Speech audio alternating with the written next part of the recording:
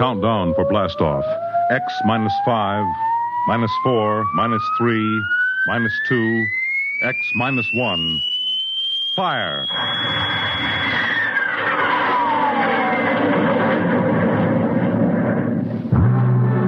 From the far horizons of the unknown come transcribed tales of new dimensions in time and space. These are stories of the future. Adventures in which you'll live in 1,000,000 could-be years, on 1,000 maybe worlds. The National Broadcasting Company presents X minus 1.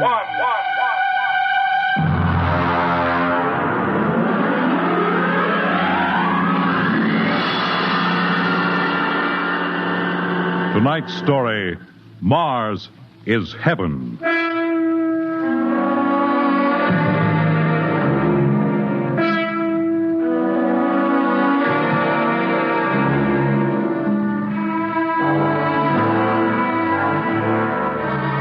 When the first space rocket lands on Mars, what will we find?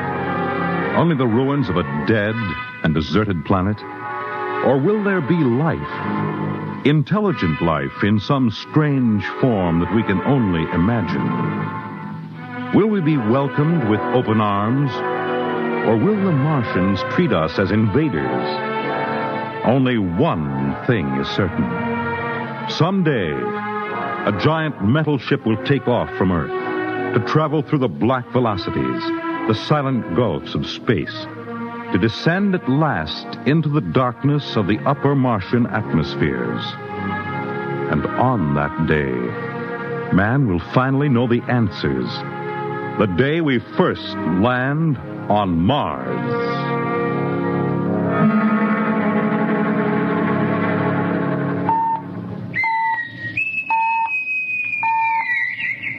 Now hear this. Approaching critical deceleration. Fasten gravity suits. Stand by to land. There it is. We've intersected the course vector, sir. All right, Mr. Lustig. Over to manual control. Aye, sir. Masters, sound general quarters. Aye, sir.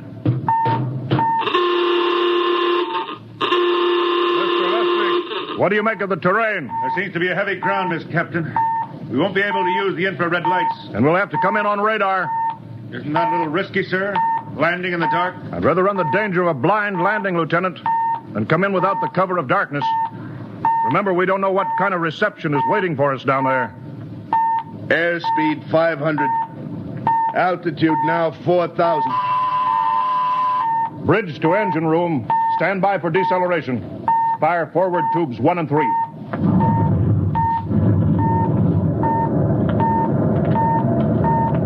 Steady as she goes, Mr. Lustig. As she goes, sir. Airspeed 100. Altitude 1,000. Radar indicates a level stretch dead ahead, sir. Skids down. Skids check. Altitude 500. 4. 350. 3. Up a point now. All right. Let's set her down.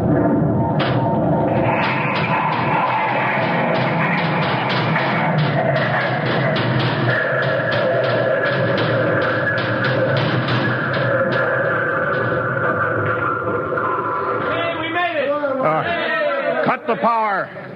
Masters, pipe battle stations. Aye, sir. All secured, sir. Well, gentlemen, we're now on Mars, April 20th, 1987, 4:33 Greenwich time. Enter that in the log, Masters. Aye, sir. Well, gentlemen, it's less than 2 hours till dawn. As soon as it's light, we'll send out a landing party. Masters, get me an all-over hookup. We're all set, Captain. Now hear this. All right, men. The smoking lamp is lit. Well, we're on Mars. The first manned ship from Earth to land here. We don't know what we're going to find or what dangers we may face. We're 17 men on an alien world, and it's up to us whether we ever get home again. The next few hours should tell the story. And I want instant obedience to all commands. I'll court-martial the first man who doesn't jump to when he's ordered. And one other thing. We may be on Mars, but this is still a United States naval vessel. Officers will conduct a personal and weapons inspection in 1 hour. That's all. An inspection, Captain?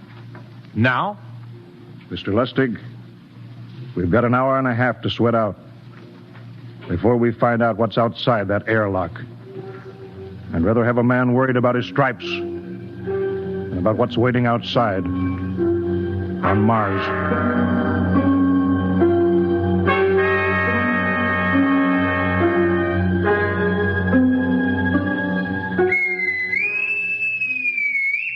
Now hear this. Landing party report to forward airlock. Captain Black, Lieutenant Hingston, Lieutenant Lustig, and Dr. Horst report immediately to forward airlock. There's now landing time -5. Well, they're paging us. You ready, Dr. Horst? Yes, Mr. Lustig. As ready as I will ever be. Come on, let's get in the lock.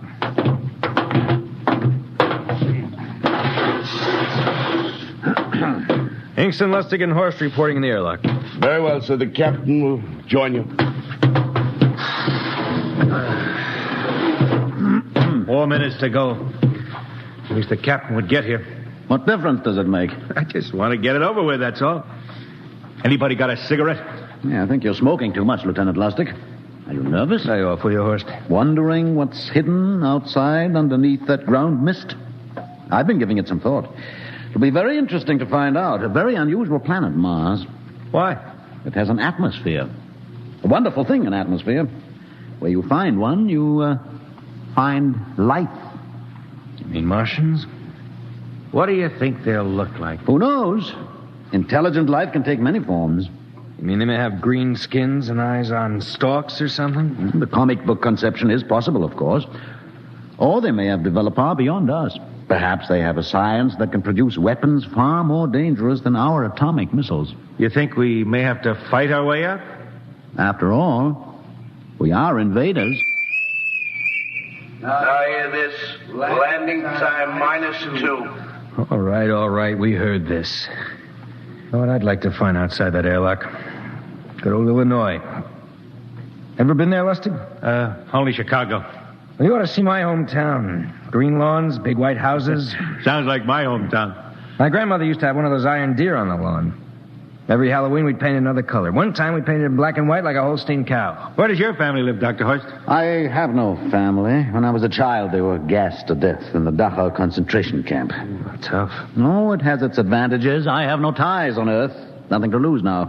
I imagine I'm the only one on board who is free to enjoy our present peculiar position. All right, Masters, you can button it up now.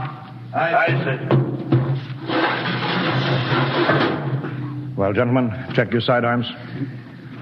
In 1 minute, we'll be the first men to set foot on Mars. Quite an honor, eh? As long as the medals are not rewarded posthumously. Still uneasy, Dr. Horst? Captain Black, I've been uneasy ever since I can remember. On Earth and on Mars. Well, 30 seconds. Give me the intercom phone, Lustig. Yes, sir. Masters?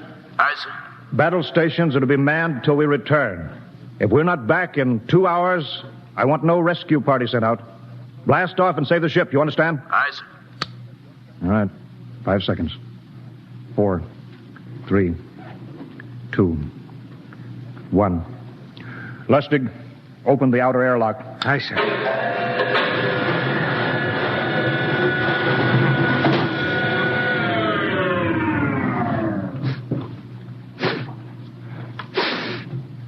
It's fresh air.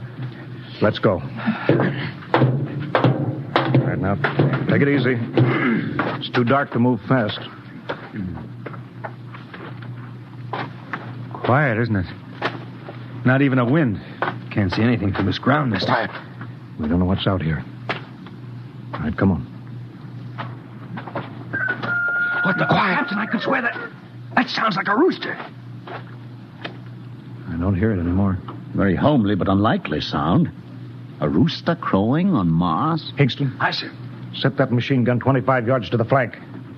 We'll stay here till the ground mist lifts. Aye, sir. What do you make of the ground, Horst? Grass. Plain grass. You can see some large foliage there where the mist's thinned out. What the? Hingston, hold your fire, you fool! I hit it, Captain. What? Some kind of wild animal. I hit it. I could see the tracers, but it's still standing. Come on, Horst.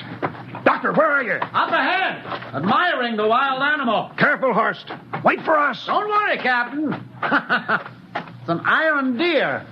A lawn ornament. Well, that's impossible. It's hollow. Interesting, isn't it?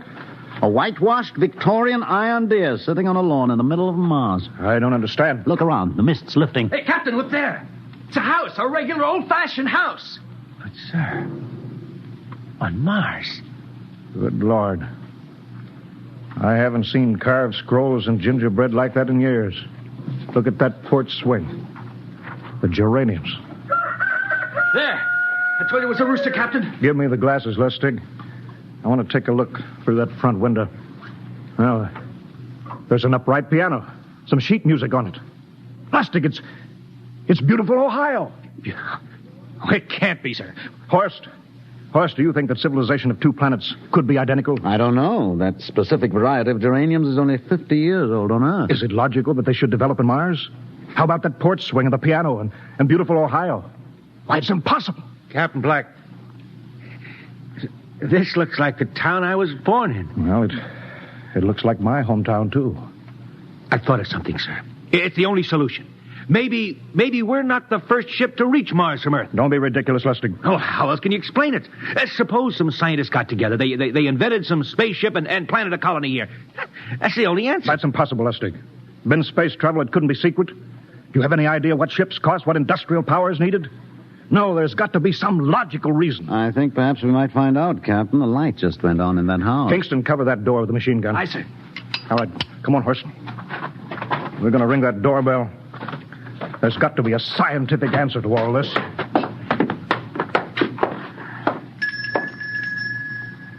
And there's something moving in there. Stand back, Horst.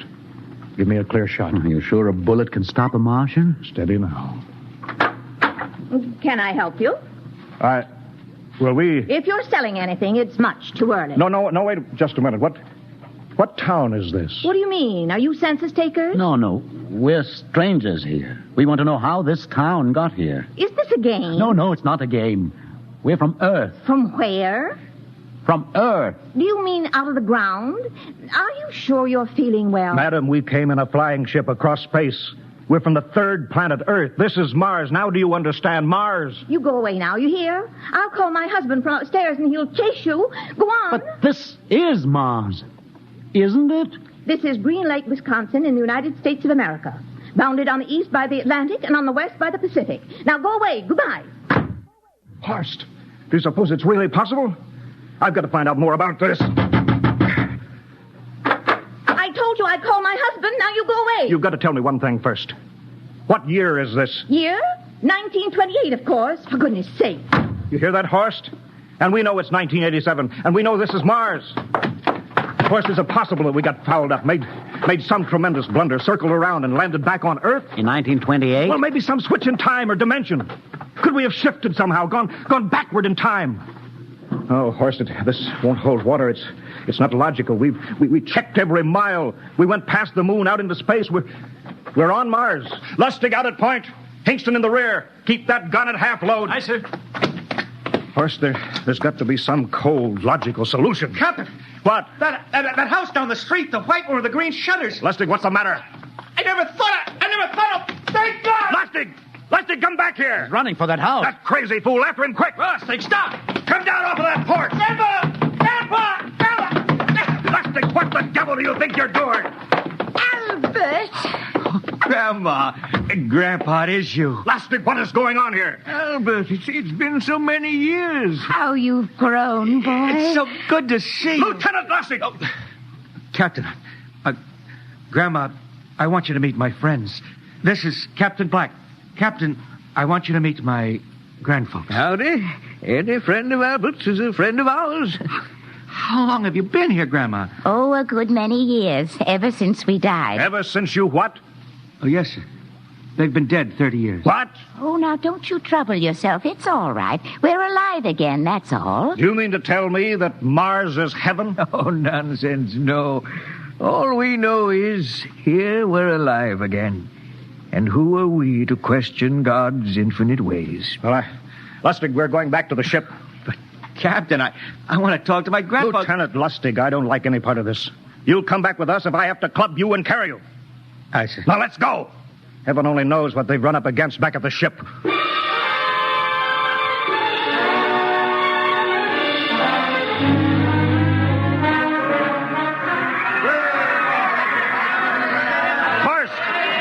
Crowd around the ship. Looks like we're being welcomed with a celebration, Captain. Celebration? They've abandoned ship. Every port is open. No guard set. You masters! Hiya, Captain. Meet my old dad. Dad, that's Captain Black. He's not a bad guy for naught. Higston! What's it? Bring that band back. Use force if you have to. Excuse me, sir. There's my Uncle George. Higston! I'll be right back, Captain. Uncle George. What the devil is going on here? Understand, sir? They've all found friends and relatives. They're all here. You're right, Captain. I found it. The whole crew's out in the crowd. But I gave orders. Definite orders. You don't understand, Captain. I understand mutiny. I don't care how many relatives show up. I'll have discipline. Johnny! Johnny, you old son of a gun! It's you. Edward. Yes. It can't be. Oh, of course it is. Johnny, Ed. you old... Ed. Dr. Horst. This is my brother, Edward. How do you do? Hello, sir. It's wonderful to see you, Edward.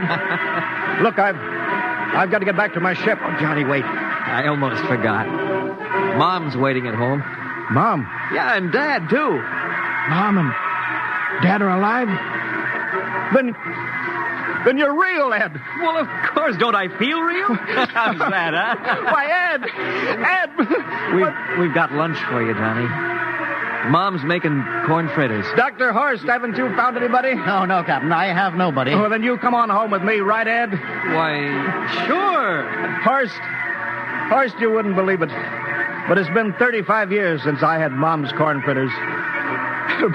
By George, 35 years.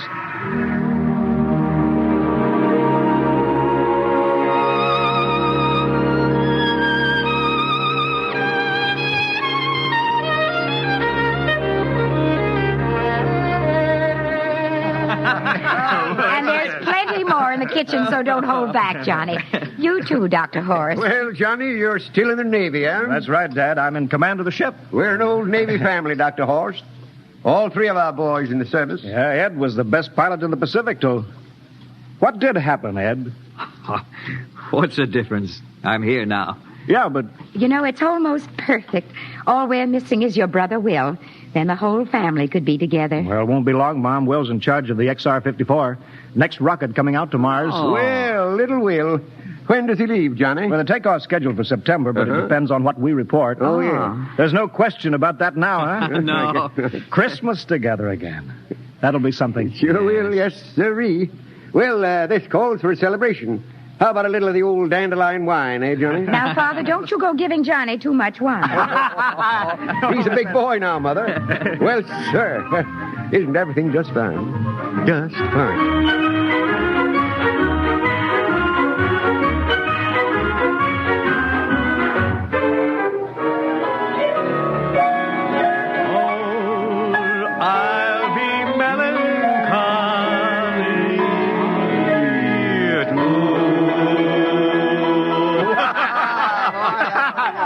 Play that one again, will you, Ed? Oh, sure.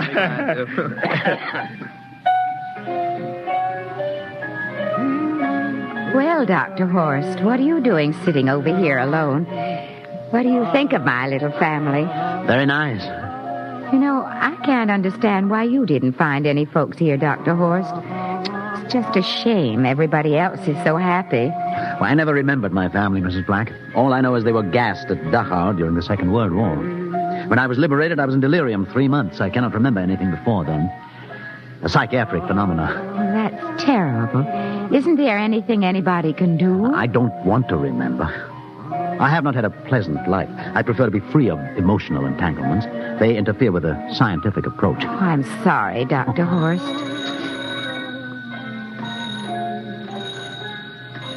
Oh, I'll get it. That's our ring, long and 3 shorts. I remember that. Well, maybe we'd better call it a night. You must be getting tired, Johnny. I'd better be going back to the ship. Nonsense. You stay the night. We insist. I just couldn't rest thinking of you all alone on that ship. I'll be all right. Well, good night. Oh, wait a minute, Dr. Horst. That phone message was for you. Me? Yes, that's right. A message from Anna. Anna? I don't... Well, there, she must be an old friend. Isn't that nice? I don't... You sure it was for me? I don't remember any Anna. Well, she asked if you were better. Perhaps she's someone who knew you at Dachau. Anna? She said she's coming over here first thing in the morning. So you'll have to stay over. Yes, Well, but... that settles it then. You stay here, Horst. You can bunk with me in my old room. Yeah, but Johnny, we thought you'd like to be with Edward. So you could talk the way you used to. Well, we can't put Dr. Horst on the daybed. I think we better share the room tonight. Be plenty of time for talking, Ed. Yes, I guess so. I suppose I better drop back to the ship. You know, Ed, security check. What, why do you have to do that here? I don't know, Mom. There's no good reason, I guess. Suppose we skip it tonight, huh?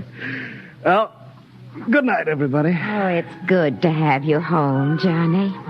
It's good to be home, Mom.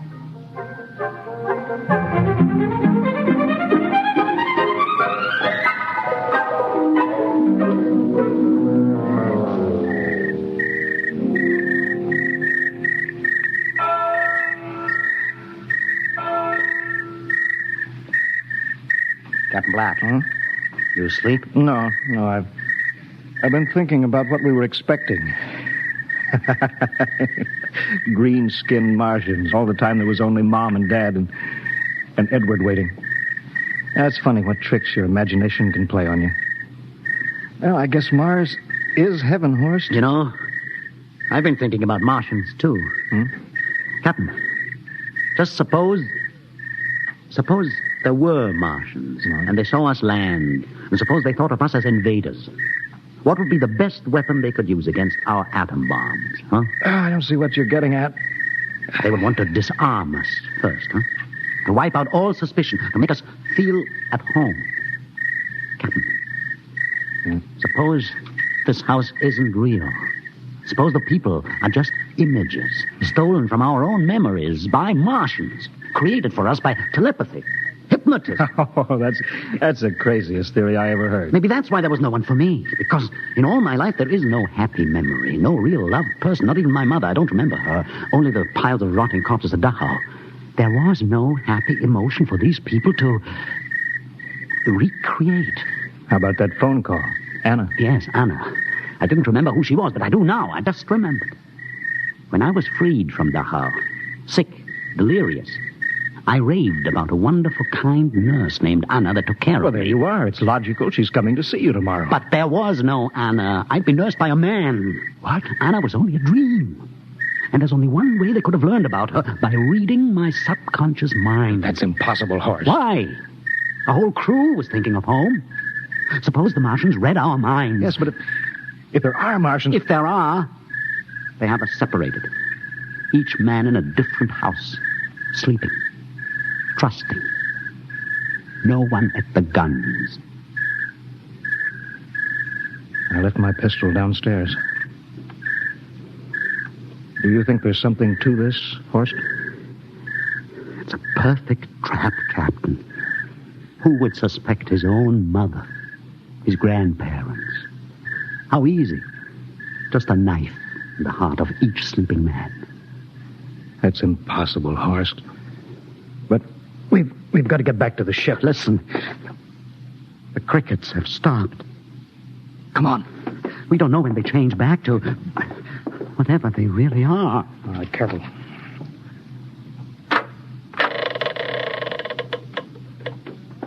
Where are you going, John? Ed, we wanted a drink of water. That's all, Ed. You're not thirsty, John. You don't want a drink. Look out! You don't want a His drink. face!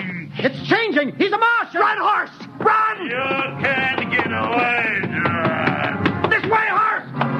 Horse, where are you?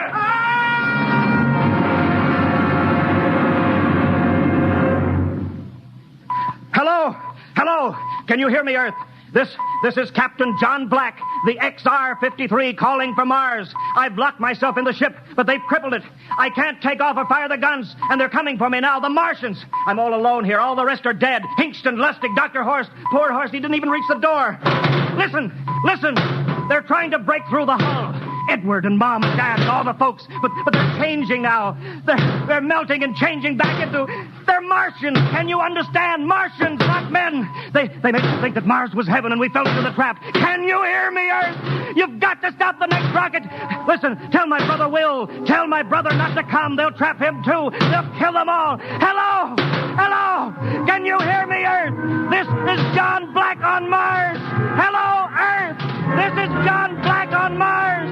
Hello, Earth. Hello, Earth.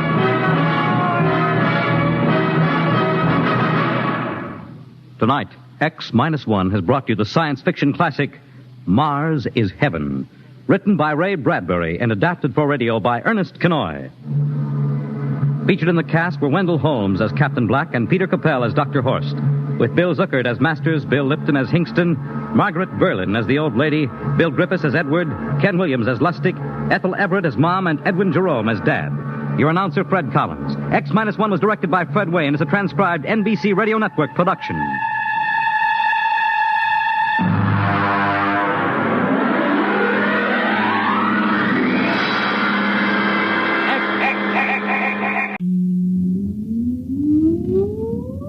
Countdown for blast off. X-5, 4, 3, 2, X-1, fire.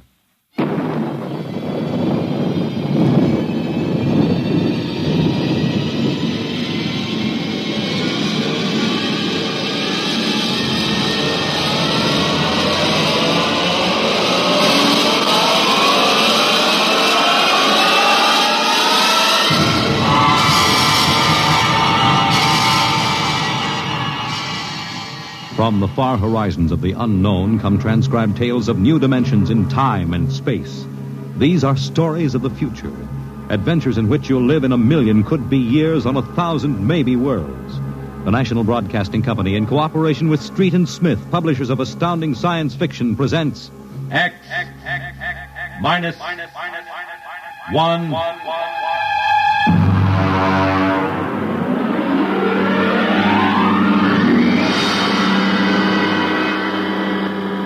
Tonight's story, Dr. Grimshaw's Sanitarium.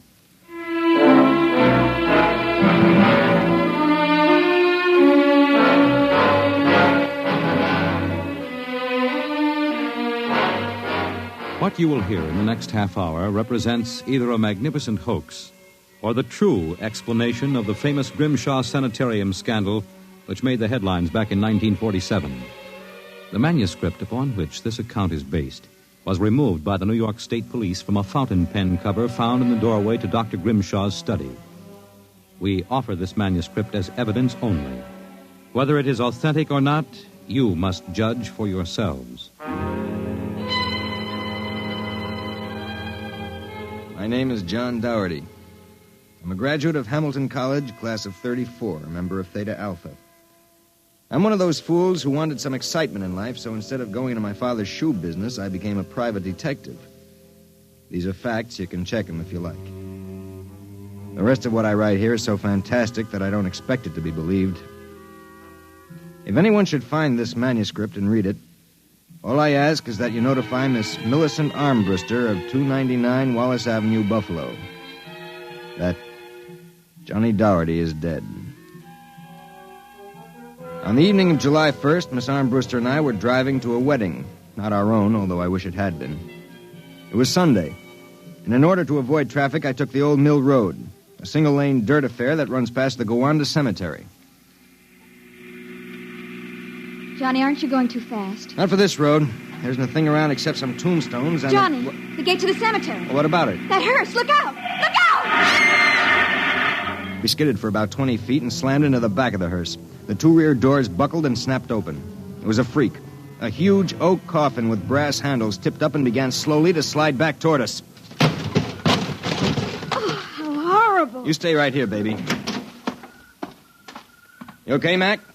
You don't pay much attention to speed limits, do you, Jack? Now, look, let's not get hung up on who was right and who was wrong. I was going too fast, and you were traveling without lights after dark. Let's see your driver's license. Right here. Oh. Private eye, eh? Now, if you don't mind, who does this joy wagon belong to? Gowanda Funeral Service. It's being rented to Grimshaw. Who? Grimshaw from the private sanitarium. Mind if I ask what you were doing after dark coming out of a cemetery with a wooden kimono? We're moving one of Grimshaw's patients to a new grave. They always travel like this? Look, Hawkshaw, how about skipping the third degree and giving me a hand getting this box back in the wagon? A pleasure. Better screw on that cover again. It's going to slide off. Let's get it in the hearse first. Okay, Junior. You get on that end. Okay. You ready? Yeah, lift. Now just slide it. Oh, brother, who's in there, King Kong? Look out for the cover. I told you that would happen. What's the guy's name, Junior? Oh, why don't you ask him, Sherlock Holmes? A real wise guy, huh? I've got half a mind to report this accident. Yeah, well, go ahead. See where it gets you. Now, if you'll pardon me, I'll deliver the body.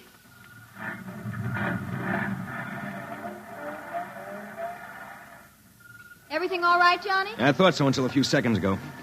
Listen, Millie, can you sit here in the car for another 5 minutes? Where are you going? For a stroll through the cemetery. Oh, Johnny, stop making jokes. When we lifted that coffin back on the meat wagon, I got a good look inside it. Ugh. Yeah, exactly how I felt. I figured we'd knock the stuffing out of the corpse, only I didn't expect the stuffing to be sand. What? Yes. That wasn't a body, that was a dummy stuffed with sand, a dummy with a wax face. Johnny! Which brings up an interesting question. Who's supposed to be in that box, and, just where is the dead man spending his time?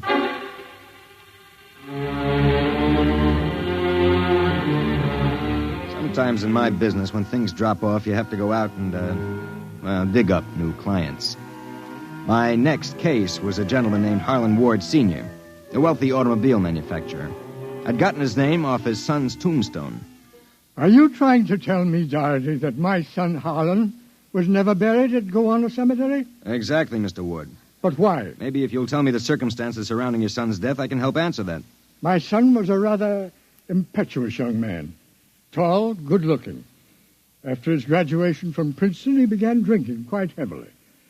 After he got into a couple of scrapes, we sent him to Dr. Grimshaw's sanitarium in the hopes that he could be cured.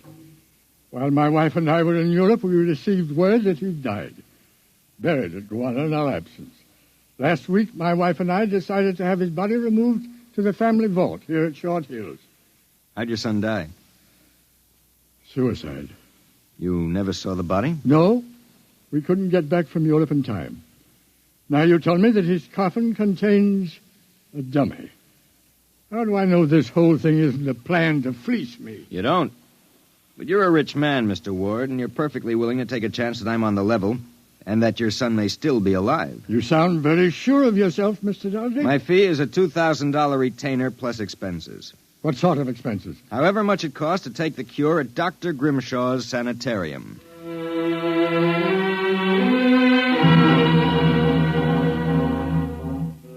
Dr. Grimshaw's sanitarium was just outside Gowanna. Most of the cases were nervous breakdowns and alcoholics. I committed myself as a dipso, and just to make it convincing, I stopped at 5 or 6 bars on the way over.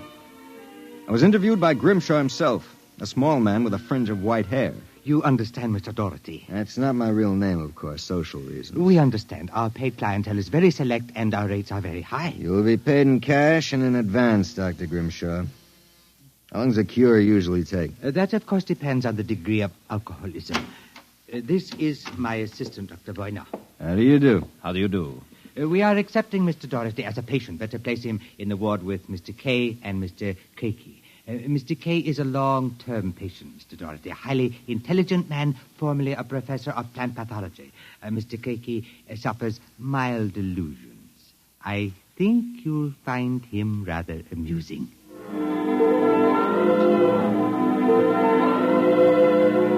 After about 3 days, my roommates Arthur Kay and Crakey got used to me.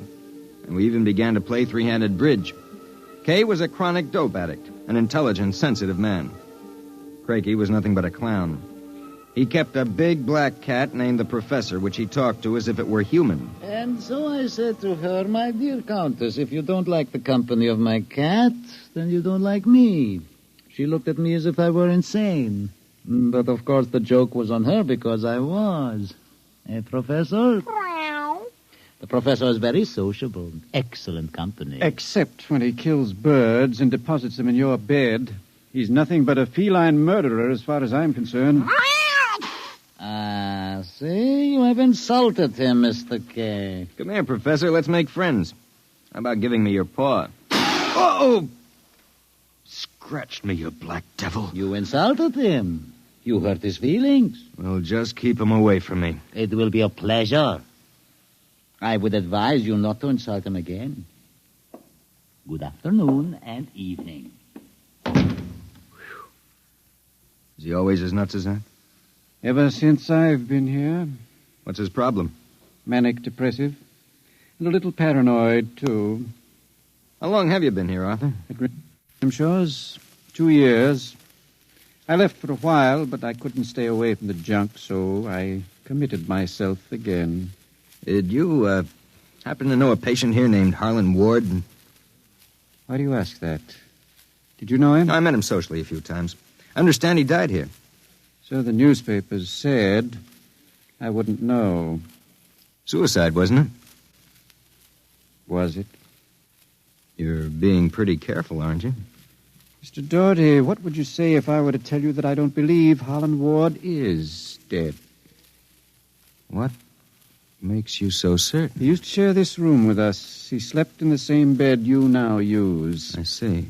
He was an alcoholic, doing quite well, too, from what I could observe. We all expected him to go home soon. Then one evening he had a violent fight with Craigie. Craigie accused him of snooping or something. Later that night, Grimshaw and Voyner took him out. Where? Where they take all the special treatment cases to the charity clinic. It's that small building on the other side of the stone wall. A few days later, we read about his death. Suicide, they said. Just what makes you think he's still alive, Arthur? This. About a month ago, I was in the garden next to the wall that separates us from the charity clinic. Suddenly, I thought I heard a sound, like a child whimpering. It stopped. And a moment later, this note came over the wall, wrapped around a stone. What's it say? Help me, for God's sake, Harlan Ward. Arthur, how would you like to have some fun? Like what? Like sneaking out tonight and going over the wall to the charity ward? What do you say? It would break the monotony a little. I suppose there's no real harm in it. Of course not. I'd go alone, but I'll need help scaling the wall. Will you do it? All right. I'll go with you.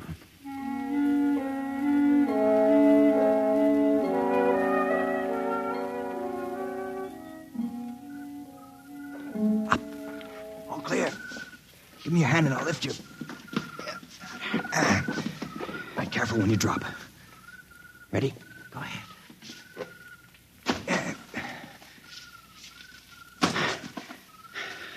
There's a charity building over there, the one with the lights in the basement window. Come on. Let's crawl over. Maybe we can see something. Shh. Listen. Can you make out what he's saying? No, I can barely hear. Good Lord. What was that? Probably some patient having the DTs. Let's have a look. Easy, it wouldn't do to get caught now. See anything? It's some sort of laboratory. I can see Grimshaw and Voyne and something else. What? There's a child with its back toward me. Now take it quietly. It will be easier. Please, no. It will all be over soon. You won't remember anything. No, I don't want to go. Voyner, give it to him. No. Shut him up, Voyner. Good Lord. What was it? What did they do to that child? Arthur, that wasn't a child. It was a midget. The smallest midget I've ever seen. What were they doing? Trying to give it some sort of injection. When it resisted, Voyner knocked it out. What do you suppose they were doing to it? I don't know, Arthur.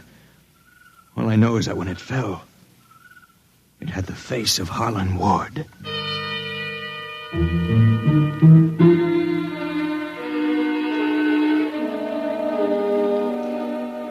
All the way back to our room, my brain was working like some frantic pinball machine. Only the score somehow wouldn't add up. The pieces were there all right. A crazy old doctor, a brutal assistant, a private sanitarium, and a midget with a dead man's face. I thought that when I got back to our room, I'd have some time to think about it. I'd forgotten about our friend, the happiness boy, Count Craigie. So, I caught you. Fine, you've caught us. Now how about crawling back into the woodwork like a good little count? Where were you? Mink hunting. Arthur and I like to go mink hunting at night. You make fun of Count Creaky? I shall report you to Dr. Voyner. You'd better not if you know it's good for you. So, you threaten me? Me, Count Creaky? I shall scream for help. Help! Did you hurt him? Just knocked him out. What do we do now? Put him to bed. Hope that when he wakes up in the morning, he's forgotten the whole thing. And if he hasn't? He's too crazy for them to take seriously anyway. Come on, let's get him back into bed.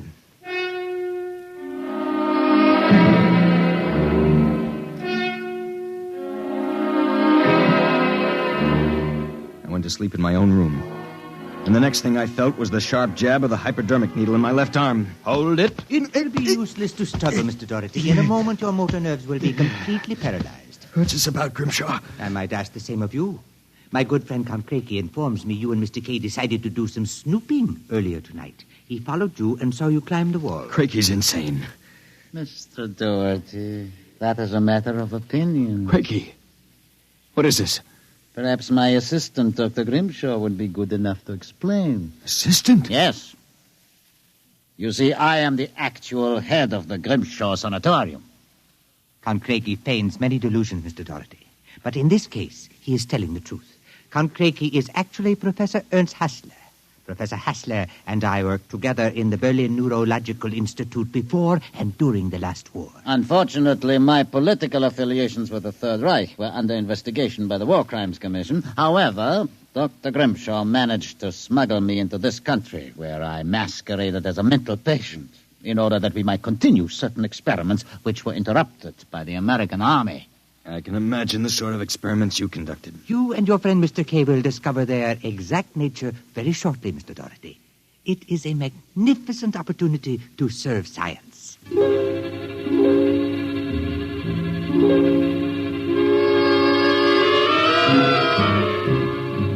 passed out. And the next thing I knew, I was coming to in a different room and hearing the voices of Voyner, Grimshaw, and Creaky, as if from a great distance. Pituitrin. Pituitrin. 4 cc's. 4 cc's. How are the measurements? Reducing rapidly. We'll operate at once. Have Voyner start the anesthesia. Very well, Doctor. Come in.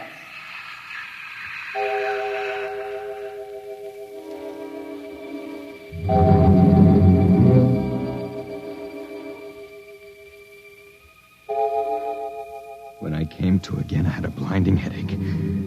I began to wonder if Creaky and Grimshaw weren't doing something to drive me insane, because I lost all sense of perspective. The room seemed to grow in size.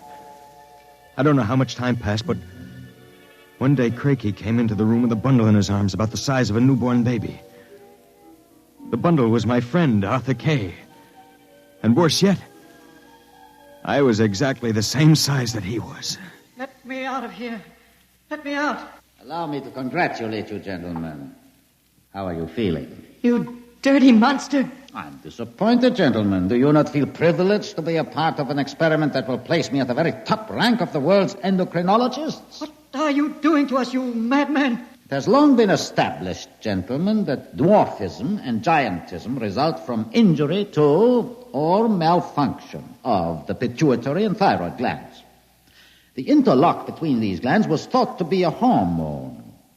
I have discovered that this was incorrect. It was an enzyme. An enzyme I isolated some years ago. I was well on the way to synthesis in Germany when the surrender interrupted me. The interruption also limited the number and type of subjects on whom I could experiment. I was forced to find others. Such as Harlan Ward? Mr. Ward was only a control experiment. I suppose you plan the same for us. No, gentlemen. For you, I have reserved a special privilege. You, gentlemen, will be the first to test the full effects of the enzyme. In short, I intend that you, Mr. Kay, and you, Mr. Doherty, when the experiment is completed, will emerge as perfectly healthy, normal individuals. Except, of course, that you will be only 5 inches tall.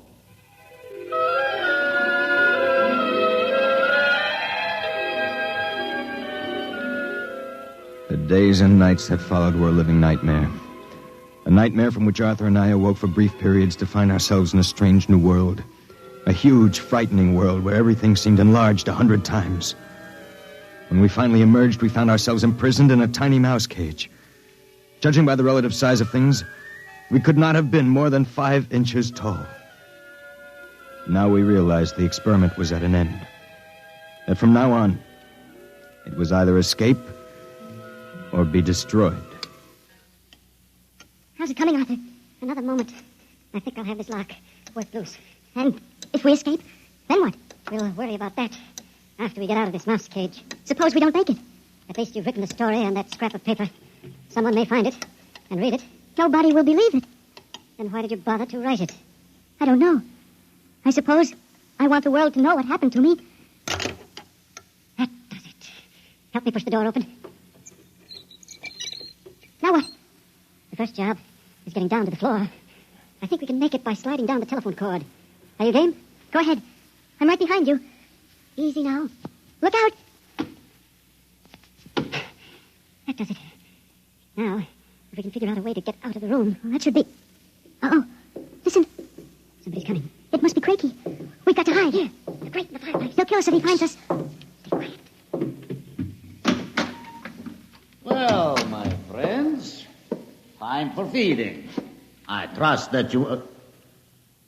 So, you have managed to break out.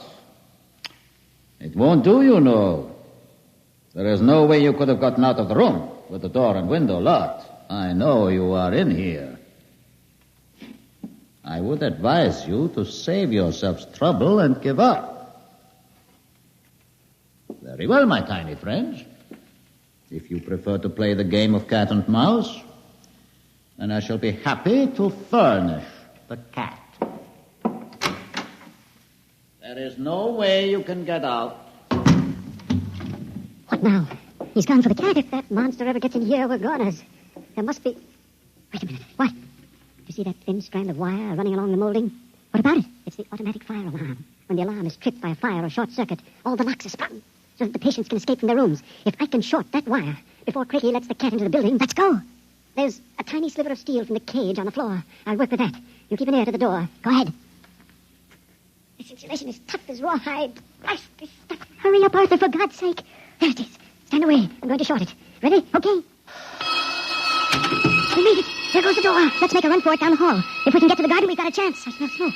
The short may have actually started a fire. Come on. Wait a minute. I have to go back. The manuscript. Don't be a fool. There's no time. Come on. You go ahead. I'll catch up. Hurry up. I'll wait in the hall. Only a second. I've got it. Come on. There's nothing to stop us now. Arthur? Where are you? It's funny. Arthur? Arthur? Arthur, what's happened to you?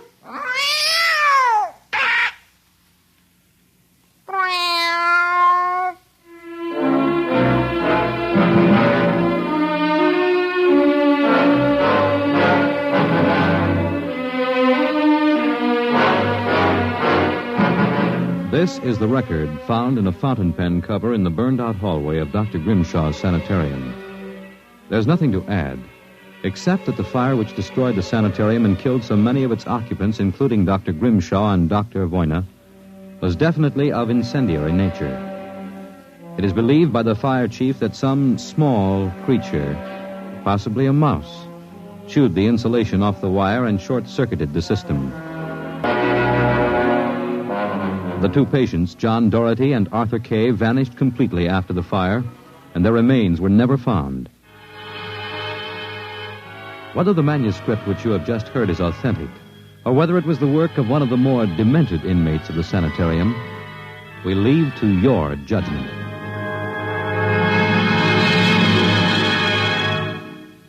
You have just heard X-1, presented by the National Broadcasting Company in cooperation with Street and Smith, publishers of astounding science fiction. Your announcer, Fred Collins. X-1 was directed by Fred Way and is an NBC Radio Network production.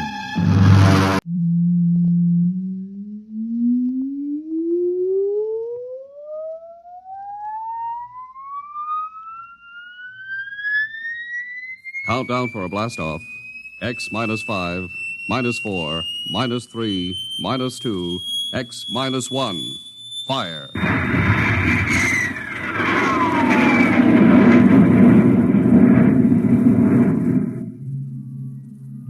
From the far horizons of the unknown come transcribed tales of new dimensions in time and space. These are stories of the future, adventures in which you'll live in 1,000,000 could-be years on 1,000 maybe worlds. The National Broadcasting Company presents X minus one.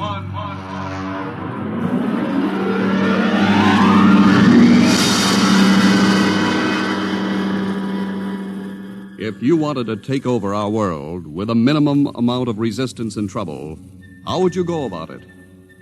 Tonight we'll tell you how, with a strange and chilling story by George Lefferts, The Parade.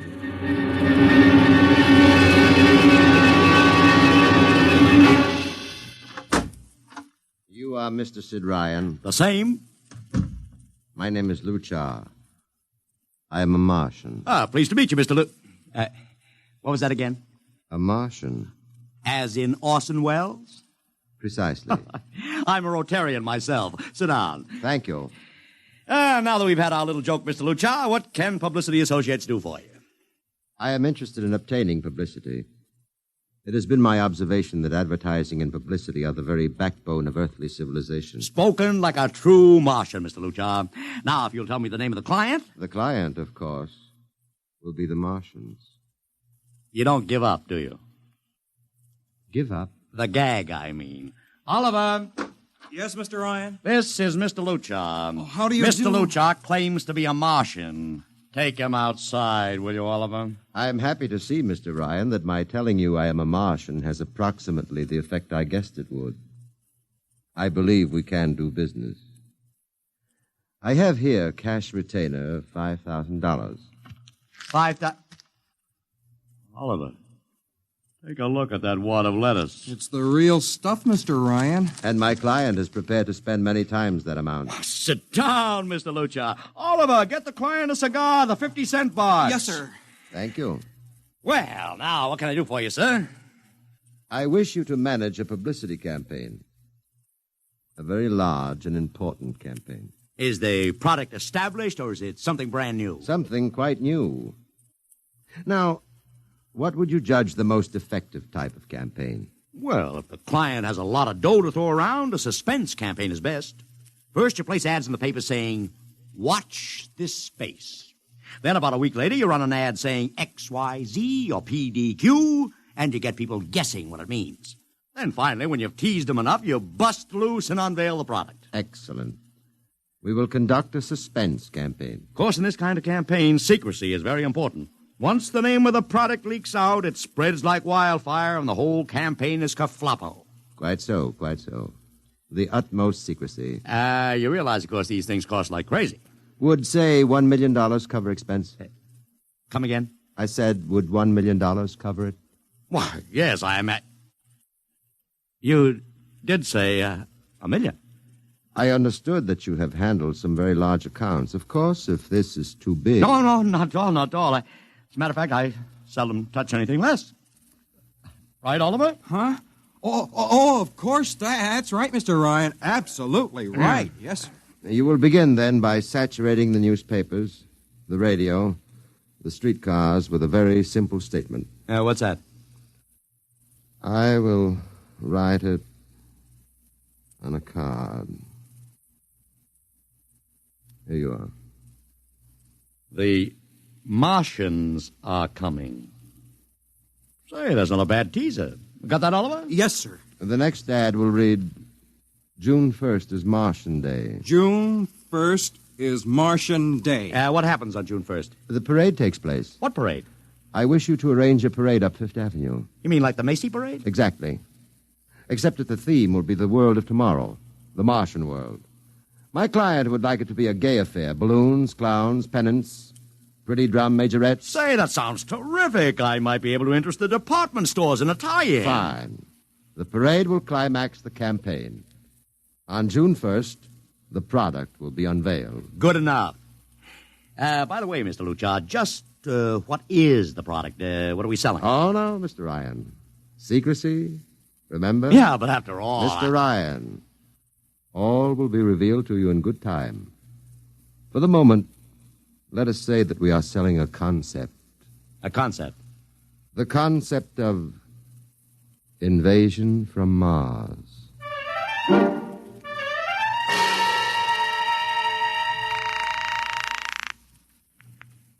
Sorrel Talent Agency. Sammy Sorrell, please. This is Sammy. This is Sid Ryan over at Publicity Associates. Listen, Sammy, how you fixed for midgets? I got midgets. Fine, I need 40 midgets for a parade. 40. June 1st. And listen, Sammy, I want them dressed in little spacesuits. In little...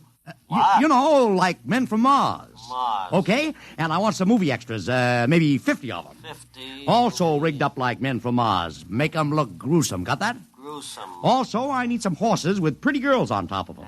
Maybe you can get that bunch from Maroney's Traveling Circus, the one we booked for the Fireman's Parade in Albany last year. Yeah, I'll try, Sid. Never mind the expense. Just get me the talent. It sounds like you landed a big client there. Who is it? It's a secret. I gotta hang now. Call me back, Sammy. Right. How you doing, Oliver? Oh, fine, Mr. Ryan, just fine. I got 100 small boys pasting little stickers. The Martians are coming on the subway platforms. Good. We got full-page ads in all the dailies. Good. And 10-second spot announcements on every local station. Good. It's costing a fortune. Good. The more it costs, the bigger our percentage. Spend like you were going to the electric chair, Oliver. Yes, sir. How are you making out in the parade? If it comes off, it'll be the biggest thing since Barnum invented the midget. I've got Macy's, Gimbals, and Saks to contribute floats. Everything is built around the Martian theme, see? Even the horses will have long feelers attached to them and funny-looking extra legs. It'll be sensational. That sounds fine, only... Only what? Mr. Ryan, we don't even know what we're selling. Oliver, my boy, do you think old Sid Ryan has been sitting here spending all this moolah and not putting two and two together? You mean you know who Luchar represents? Just by accident, understand. I have learned that Century Pictures is making a big new epic. One of those expensive pictures they make in secret and then spring on the public because they don't want the other studios to get the jump on them. What's the picture? A space opera titled Invasion from Mars. Get it? Oh, I begin to see. Also, by mere coincidence, it's supposed to have its premiere sometime around June 1st. You follow me? Yes, but, Mr. Ryan, Century has an exclusive contract with New Feature Syndicate for all their publicity. Suppose Century Pictures doesn't like the way New Features is handling their stuff. They want to get out of the contract, but New Feature says no, so they have to get around the contract. A man named Luchar, client unknown, starts publicizing the Martian invasion. Need I go further? I don't know, Mr. Ryan. Sounds pretty far-fetched to me, but I don't know. That's what I like about you, Oliver. You're so innocent.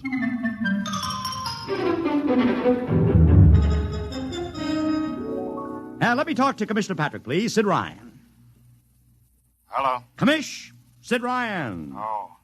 How are you, Ryan? Fine. What is it this time? You want to drop a man off the Empire State Building into a teacup full of water? The answer is no. Also, we're not arresting any fan dancers. You know I don't handle fan dances. I want a permit for a parade. June 1st, 5th Avenue. It's a Sunday. There's no traffic. Now, look, Ryan, Macy's gets a permit. Gimbals gets a permit. The American Legion gets a permit. The Sons of Erin march every time Morton Downey sings the Wearing of the Green. Oh, don't give me a hard time, Patrick. This is too big. I have the 5th Avenue Merchants Association behind me. Okay, Ryan. Fill out the forms. I'll pass them along to the license commissioner. That's my boy. By the way, what's the occasion for this parade? Oh, don't you read the papers, Patrick? June 1st is Martian Day.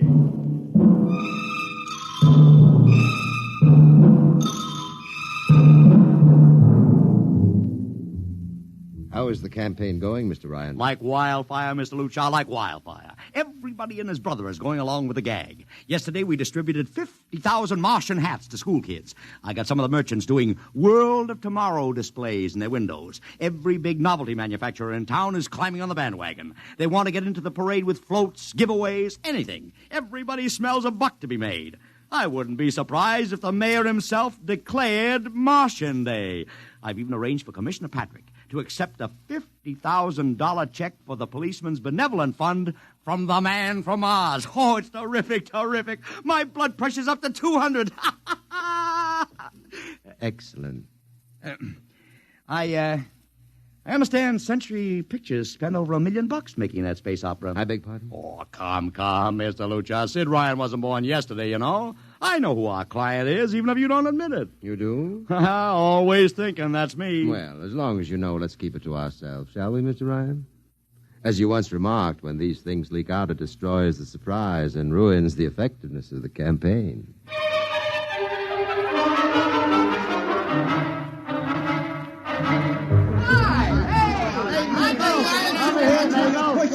Ladies and gentlemen, this is Ken Daly speaking to you from our portable transmitter atop the reviewing stand for the much-heralded Martian Parade on Fifth Avenue.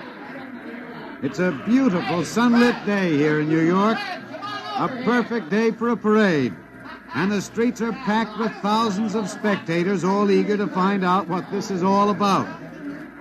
There's an air of shrill expectancy. Some of the kids and their parents have been camped on the curbstone since early this morning to be sure of ringside seats when the so-called Martians pass by.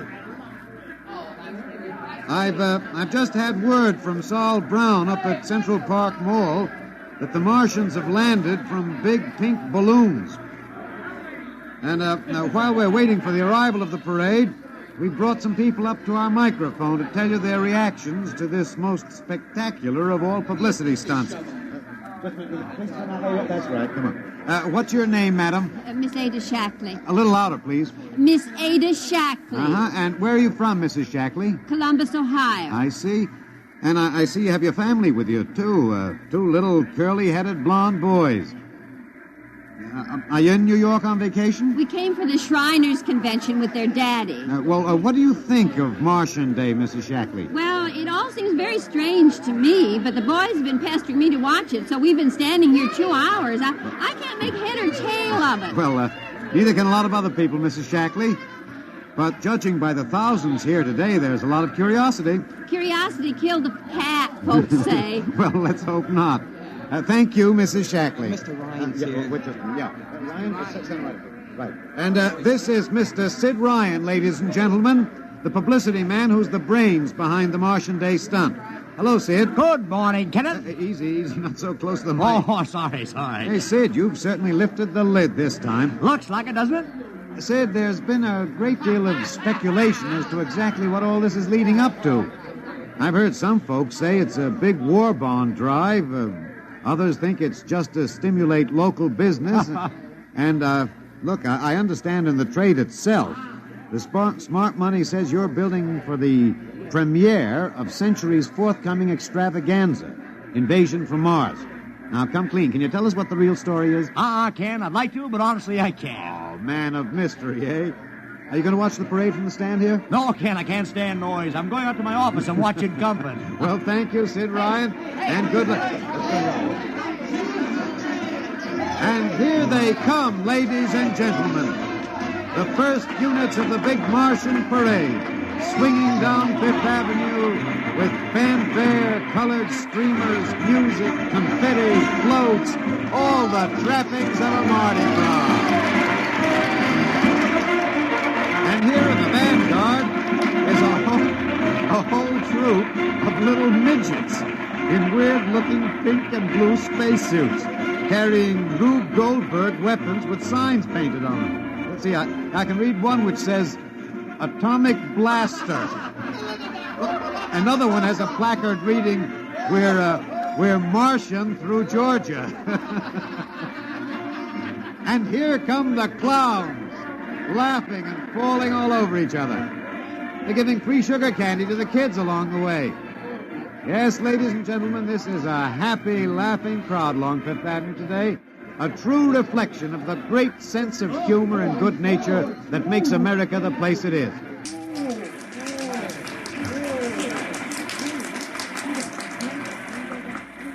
This is promised as the climax of the show. And now a great hush has fallen over the crowd. It's quite a sight to see these thousands of people standing here expectantly, hearing only the great regular sigh of their mass breathing. And now here they come, ladies and gentlemen, the Martians, marching in booted, helmeted ranks, row after row of them. My, this is an impressive sight, ladies and gentlemen, and a rather serious contrast to the rest of the joyous slapstick parade we've witnessed. There are perhaps, 200 tall, broad-chested men dressed in metallic gray spacesuits with thick glass visors drawn across their faces. Each is holding an ominous-looking ray gun at the ready position. They're marching in absolute silence, keeping step perfectly. as though some mute, unspoken command were marking time for them. The crowd seems rather grim and serious now. Perhaps they're reminded of the actuality of war and possible invasion. They stand solemnly, silently, watching. Even the children are awed. And now the first ranks of the Martians are moving past us down Fifth Avenue toward the reviewing stands at the square.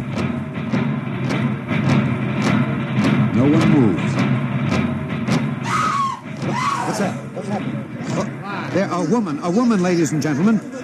She dashed out into the street. For what reason, I don't know. She attempted to lift the visor of one of the Martian spacesuits, but just as she reached the Martian, she fell forward in a dead faint. I tell you, I've never felt such mass tension in a crowd as we're experiencing here right now, today. All sorts of rumors have begun filtering back through the audience. There are excited whispers of she's dead, she fainted, and now an undercurrent of, what? They're really Martians. This is an example of how a single incident can precipitate mass hysteria, ladies and gentlemen. I tell you, it's a mighty reassuring sight to see the blue uniforms of New York's finest spaced every 10 feet or so along the avenue. Somehow, I can't explain it. This incident has begun to work on what was a moment ago a happy, carefree crowd, and the complexion is changing.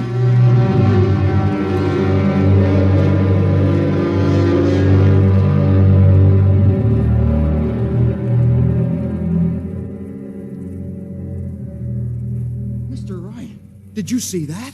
A woman fainted. Of course I saw it. What do you suppose she saw? Oliver, old man, did I ever tell you you were too naive for this business? But that young woman ran out into the streets to get a close look at the Martians, and then she screamed and fainted dead away. I'm well aware of that, Oliver, since I paid her $50 to do it. What? The dramatic moment, Oliver, the stock and trade of the good publicity, man. Relax. Holy smokes, you sure think of everything. Yeah, for my share of this deal, roughly $100,000, I can afford to think of everything.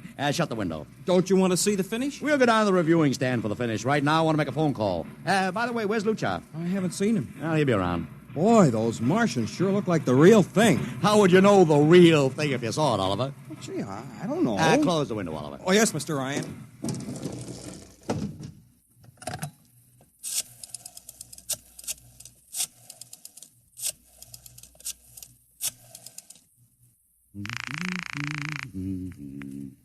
Sorrow's Talent Agency. Sammy, this is Sid Ryan. Say, listen, Sid, I was going to call you. I'm awful sorry about those Martians. What do you mean sorry? They're terrific. No, don't joke, Sid. I mean it. Well, I mean it, too. They're great, great. Are you in the bag? Never felt better. You mean it, don't you? Of course I mean it. What is this? There are Martians in the parade? About 150. Of course, I only ordered 50, but Sid, under the circumstances... Sid. Well, what is it? Sid, don't you know? I couldn't get you a single movie extra. There's a studio strike in New York. I was going to call you, but I figured... Hey, wait a minute. Where'd these guys come from if you didn't hire them? I don't know. Maybe Oliver... Oh, hold on. Oliver? Yes, Mr. Ryan? Did you hire those Martians? No, sir, Sammy, this is on the level, isn't it? Honest, Sid, Okay, Sammy, I'll call you back. What's the matter, Mr. Ryan? I don't know. I just don't know. I've got to locate Lucha. What's Century Pictures number? Mr. Ryan, this is Sunday. Oh, yeah. Well, get me their publicity director, Marty Sanford, at home. Oh, yes, sir. Yeah.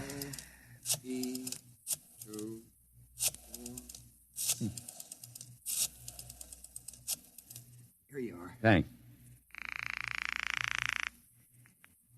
Sanford. Marty, this is Sid Ryan. Oh, hello, Sid. How's the big Fine, promotion? fine. Listen, Marty, this is dead serious. On the level. Get it? What's wrong? I've got to locate Lucha. Lou who? Lucha, come on now, Marty. This is life and death. The guy you sent over to hire me for the invasion picture. Invasion picture? Invasion from Mars, the space opera. Are you batty? Marty. That picture was shelved last month. What? Sure, back in the can. Too expensive and too fantastic. The big shots decided you can't sell a Martian invasion to the American public. And I never heard of a guy named Lou... Mother heaven. What is it, Mr. Ryan? You look terrible. That's too fantastic. What's too fantastic, Mr. Ryan? Is something wrong? Open that window. I want another look at those Martians. Yes, sir.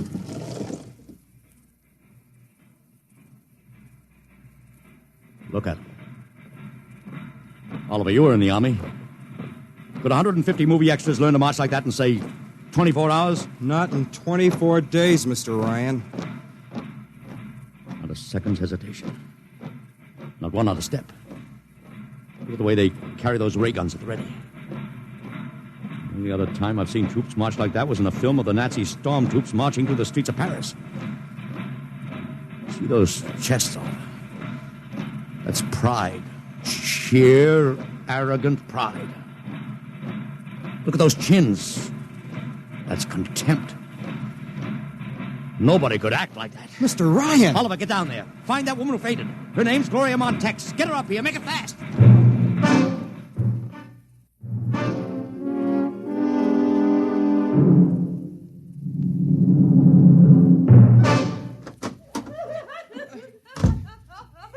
Here she is, Mr. Ryan.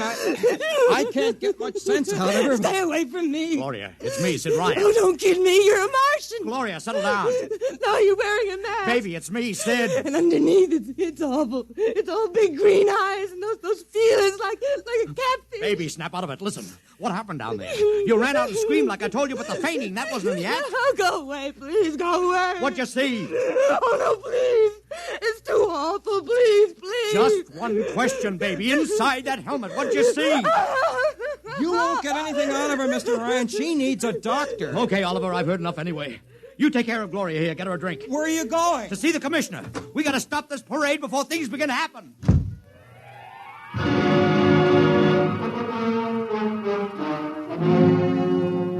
Okay, Ryan, what's the beef? Listen, Patrick, I don't know what it is, see, but something's wrong. You gotta stop that parade. I suppose you'd like the riot squad. That would get you a front-page spread on every paper in town. Honest, you publicity guys give me a pay. This may be a matter of life and death. Oh, sure. Look, Ryan, I've got no time for your cheap publicity gags. I'm a busy man. Listen, I'm trying to tell you I don't know where these Martians came from, who they are, anything about them. All I want you to do is stop the parade and make sure they're on the level. Ryan, I'm wise to your tricks. Now, if you let the sergeant show you out... You won't do it, huh? An honest citizen appeals for protection and you refuse it. I most emphatically do. Now beat it. All right, Patrick. I'll go right to the mayor's office. I'll have you busted flatter than a fried egg. Go ahead. I'm sure His Honor will be glad to toss you out on that phony nickel-plated skull of yours.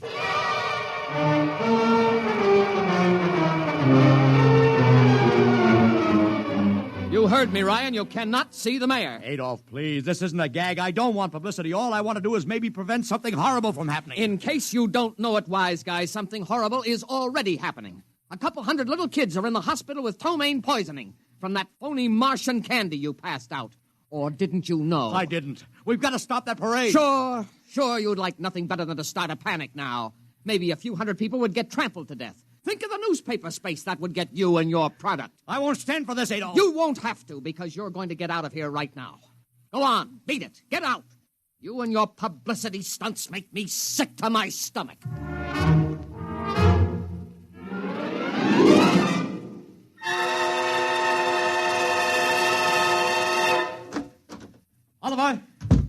Oliver, where are you? Oliver! It is useless What? to scream at him, Mr. Ryan. Your friend is quite dead.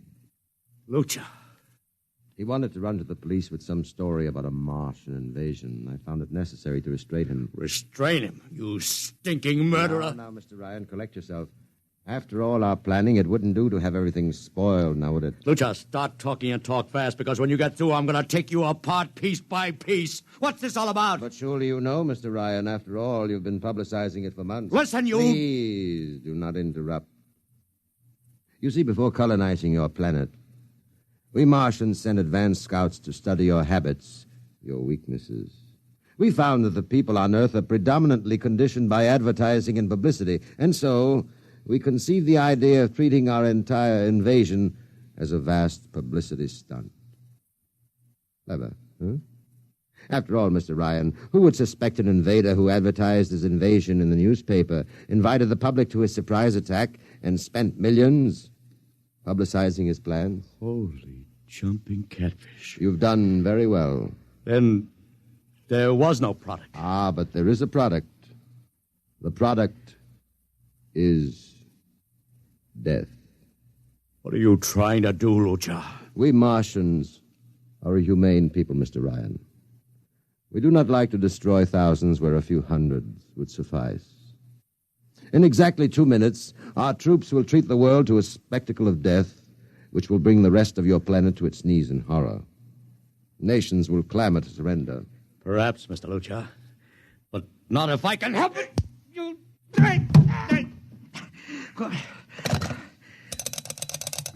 Yes, please. Operator, this is Mr. Ryan. Get me the field telephone on the reviewing stand of the Martian Day Parade. Hurry. Anyone in particular? Just hurry. Reviewing stand, Sergeant Cassidy. Get me Commissioner Patrick. Hello. Hello. You'll have to talk louder. I want Commissioner Patrick. Oh. Patrick! Wait a minute. Things are quieting down. Now, what was it you wanted? This is Ryan. I have to talk to the commissioner. It's a matter of life and death. I'm sorry, you can't talk to him now. The chief Martian is presenting the PBA check to him. The Martians are going to fire a salute. Listen, you got to stop him. What? Stop him! I'm sorry, Mr. Ryan. You idiot! The works is going.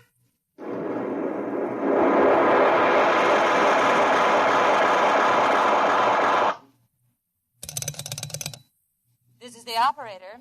I'm sorry, Mr. Ryan, you've been cut off. I can't seem to get them back. Doesn't matter, operator. Nothing matters now.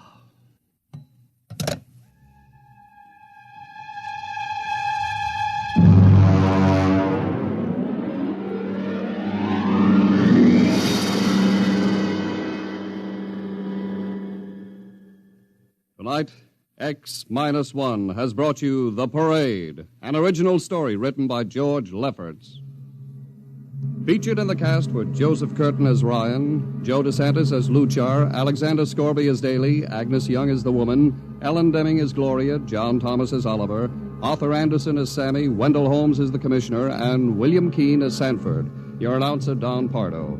X-1 was directed by Fred Way and is a transcribed NBC Radio Network production.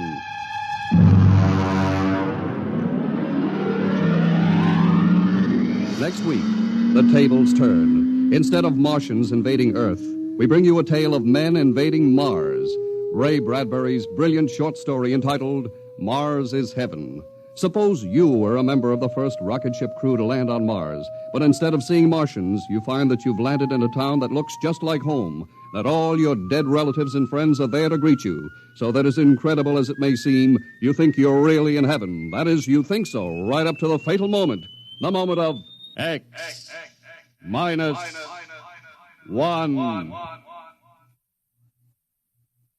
Join the Abbotts on another baffling mystery tonight over most NBC radio stations. Countdown for blastoff. X-5, 4, 3, 2, X-1, fire.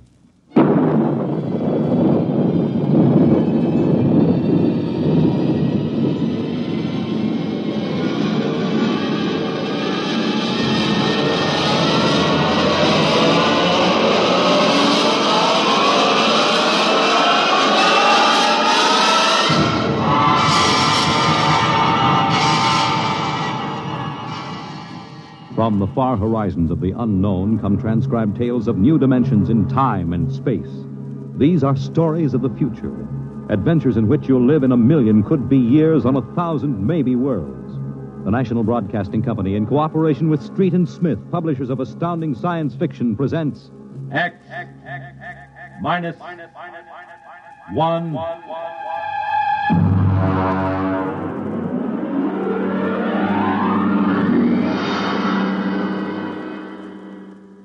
Tonight, a Ray Bradbury story, Marionettes Incorporated.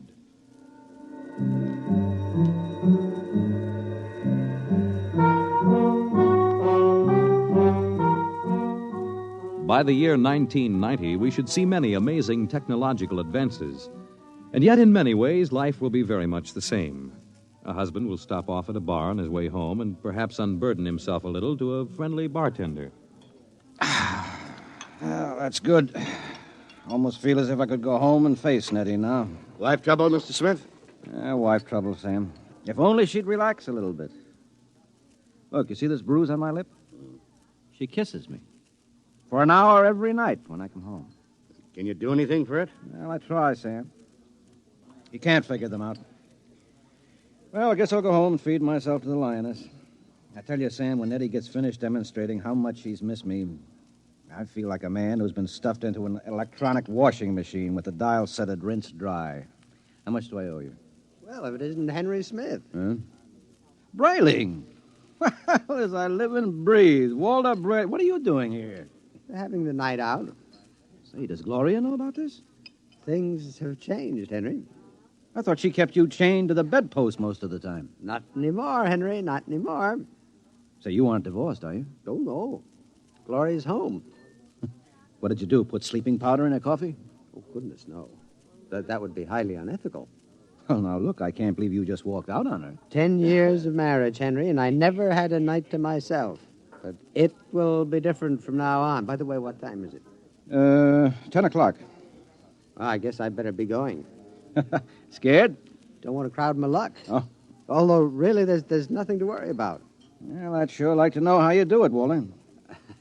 Would you really? Yes, I would. All right, Henry. Since you've always been a friend of mine, I'll let you in on it. Come on, my car's outside. I'll drive you home and let you see how it's done. Well, now, that's nice of you, Walter. Oh, no, not at all. We fellas have to stick together.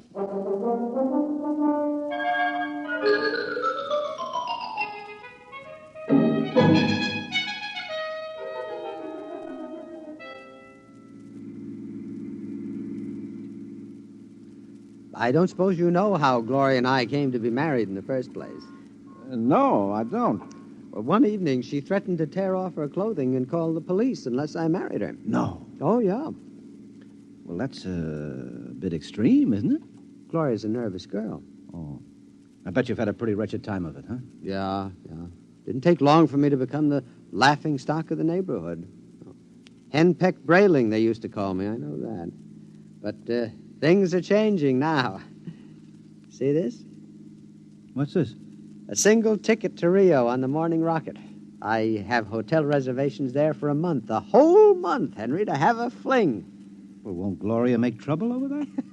Well, that's the amazing part of it, Henry. She won't even know that I'm gone. Huh? And I'll be back in a month and no one the wiser.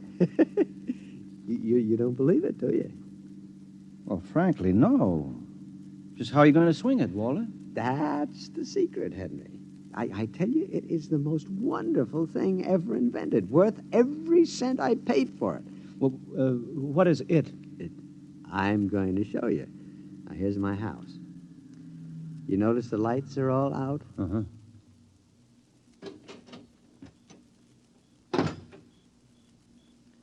Shh. Now, we'll wait here on the front porch. Say, Walter, you haven't gone off your rocker, have you? Shh. Let me see. I meow twice. That's it. Meow. Meow. Now watch the window in my bedroom. It looks as if somebody's... Hey, there's a man up there. He's looking out. Good. He sees me. Now he'll be down directly. Oh, now look, isn't this a bit embarrassing for you, Walter? No, not at all. You'll find out. Here he comes. Hello, B2. Good evening, Mr. Brayling. Either I'm going out of my mind or there are two of you. You never told me you had a twin brother. I don't. Look, if this fellow weren't in pajamas, I couldn't tell you apart. Well, that's the secret, Henry. Everything go all right, B2? Just fine, Mr. Brayling. I suppose my wife was in her usual good form this evening? Well, as a matter of fact, we spent the evening playing gin. No screaming, shouting, accusations? No, sir. No, it was a very quiet evening. Well, but this is even better than I thought. Marionettes Incorporated aims to satisfy, sir. Did he say Marionettes Incorporated? That's right, Henry. Now look him over. Isn't he excellently fashioned? You wouldn't dream he was a robot, a marionette. No, I don't believe it. Well, it's against the law, of course, to duplicate a human like this, but it's well worth the opportunity. I still don't believe it. You can't tell him from a human. Well, only one way. Put your ear next to his chest. Huh? That's it. Now listen. It's machinery. Walter, old man, how long has this been going on? Well, I've had him a month. I keep him in the cellar in my toolbox. And tonight I told Gloria that I'd like to be excused for 5 minutes to run down to the cigar store. Uh-huh. She agreed. I went down the cellar, took out Brayling, too, and sent him back upstairs to sit with my wife till I got home. That's miraculous. Of course, Walter, it doesn't seem quite ethical somehow. Oh, nonsense. Highly ethical. I've been home all evening. I shall be home with her for the next month. In the meantime, another gentleman named Walter Brayling will be in Rio having the time of his life. Well, can he walk around without fuel for a month? He refuels himself. Oh. He's built to do everything. Eat, drink, sleep. You'll take good care of my wife, won't you, B2? Well, your wife is rather nice. I've grown quite fond of her. There, you see? Yeah, Walter, how long has this Marionettes Incorporated outfit been in business? Secretly for 2 years now. Why? Well, I wonder, you suppose there's a possibility that I might get in touch with him? You? But your Nettie is madly in love with you. Well, I know that, but even so, just a little respite, a night or two once a month, huh? But she loves you dearly. Yeah. So much she can't bear me to leave her for half an hour. You know that lately she's taken to calling me up at work 10 or 12 times a day, talking baby talk? Your Nettie? My Nettie. So now what do you say, old man, As a favor to an old buddy, A fellow lodge member? Well, I could put you in touch with the man who makes them. Of course, you'd be pledged to secrecy once you learned where he's located. Oh, well, naturally. Very well, then. Here's his card. Marionettes Incorporated. W. Zeig, proprietor and owner. New humanoid plastic 1990 models guaranteed against wear. Our motto, no strings attached. Address, the Jumble Shop, 43 South Wesley Drive. Yeah. Mr. Zeig will take care of you. He's a charming fellow. Real craftsman. See, that's wonderful, Walt. I'll see him first thing tomorrow. Well, I better be getting home now. Nettie is probably splitting a gasket. We'll see you around, old man, after I get back from Rio. While I'm gone, you might drop around regularly, just as you always have. Treat Brayling, too, here, as if he were me. Otherwise, Gloria might be suspicious. Yes, fine, I'll do that. Oh, before I go, these marionettes, they're safe, aren't they? Oh, absolutely. Tell him, B2. Oh, we're guaranteed. Well, that's fine. Well, good night, Walter. Good night, B2. Good night, Mr. Smith. Good night, Henry. Well, I'm glad someone else will have a chance at a little happiness and freedom. All right, Brayling, too. It's back into the cellar box for you. Come on, down the steps. That's it.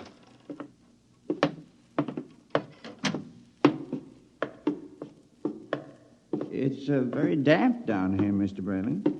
Bad plumbing. Here we are. Brayling. Yeah? Before you put me back into the toolbox, could we have a word? Certainly, old man. Now, this toolbox. Yes, what about it? Well, I don't like it, Mr. Brayling. Why not? Well, it's cramped. Oh. Well, I'll try to fix up something more comfortable when I get back from Rio. All right, now, before Gloria gets worried, back into the... Marionettes are made to move, not keep still. Now, how would you like to lie in a stuffy old box most of the time? Well, I didn't realize you fellas were that sensitive. Well, you wouldn't like it at all. I keep running. There's no way to shut me off. Now, I have my feelings, you know. Well, a day after tomorrow, I'll be off to Rio, and you won't have to stay in the box for a whole month. You can move upstairs. But when you come back from Rio, I'll go back into the box. Mr. Zeig didn't tell me at Marionettes Incorporated that it was possible to get a difficult specimen. Oh, well, there's a lot he doesn't know about us. Look here, B2. This has gone far enough. I'll never get to Rio. Come on now, into the box. And another thing. Well?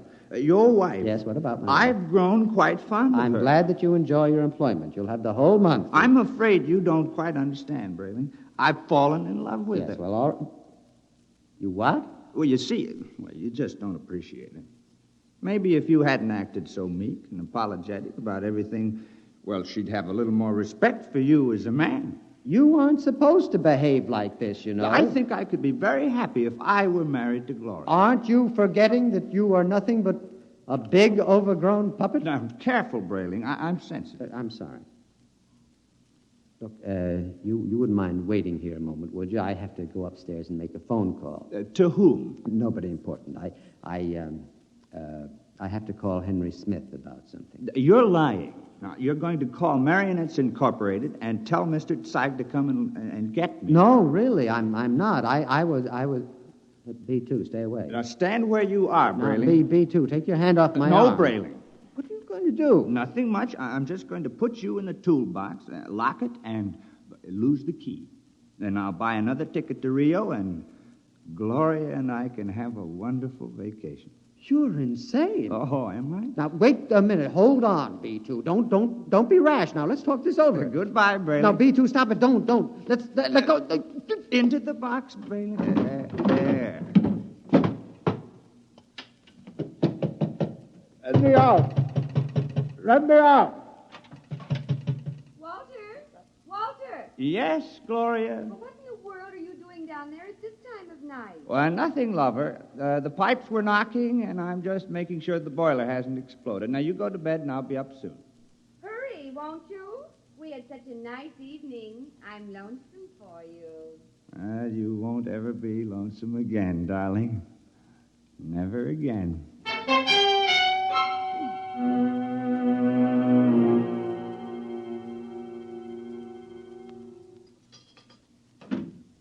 Good morning, Nettie. Good morning, darling. How are you? Have a nice time last night? I missed you so. Mm-hmm. Is breakfast ready? Well, aren't you going to kiss me good morning? Huh? Oh, yes, I suppose so. Mm. You're so wonderful, Henry. I guess I'm the luckiest person in the world. Mm-hmm. Now, here's your coffee. How would you like your eggs? Oh, any way at all. But I want to please you. Look, skip the eggs this morning. But you have to eat to keep well, darling. I'm very healthy. I have an early business appointment this morning. Oh? Yes, it's a friend of Walter Brayling's. I met Walter last night. Oh? Yes. So, I'd better be off. Now, Nettie, don't look as if I were on my way to Rio or something. Well, it's just that I miss you so. I want to be with you all the time. Oh, dear, do I have to go through this every morning? I'll be back at supper. Now, there's no need to cry now, is there? No, darling. You aren't displeased with me, are you? I try so hard to do everything just as I think you'll like it. I know, no. I'm not displeased. Now, goodbye, dear. Henry. Yes? You forgot to kiss me goodbye.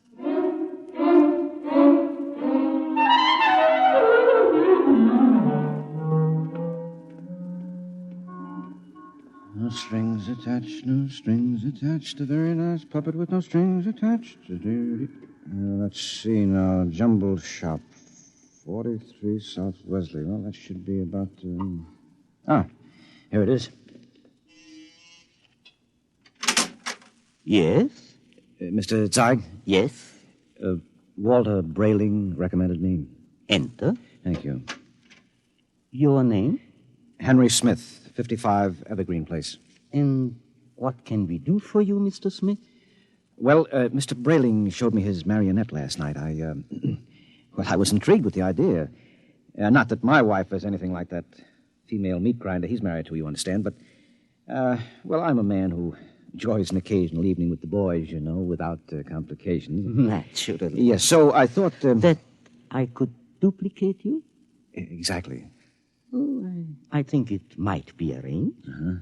Oh, yes, how much? $9,000. I have an inferior model at $7,500. No. If I go through with this, nothing is too good for Nettie. Nettie's my wife. We've been putting money aside to buy a summer home in Westport, but...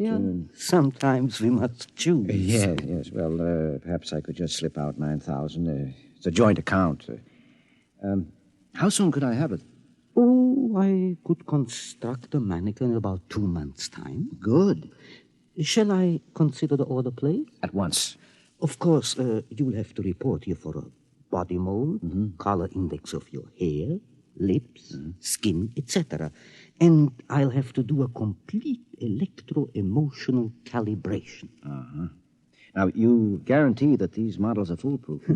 As foolproof as I can make them, Mr. Smith. And I've had years of training. And there's no chance of detection? None whatever. I've never had a complaint. Very well, Mr. Zeig. I'll get the money from the bank and send it to you. I'm sure you won't be sorry, Mr. Smith. You'll be just as satisfied as Walter Brayling.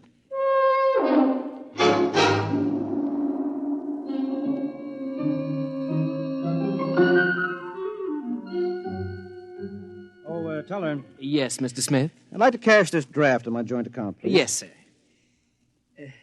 $9,000, sir? That's right. Oh, I'm afraid that's impossible, Mr. Smith. Impossible? My wife and I have a good $15,000 in our account. You're mistaken, Mr. Smith. Well, I know. Here's your card, sir. You see, Mrs. Smith withdrew $10,000 recently. $10,000? Without even telling me? I remember it distinctly, Mr. Smith. She said it was for a surprise for you. Oh, good Lord, she's bought that house in Connecticut. My birthday is next week. Oh, no. I've got to borrow it somewhere. I've already contracted. Yes, sir. Quite a surprise for you. Mr. Smith?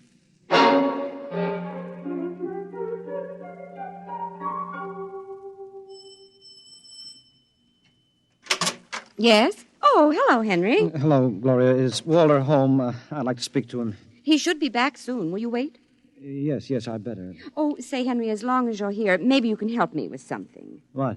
I went downstairs to get an old suitcase a little while ago, and I heard the strangest noises near that old tool chest of Walter's.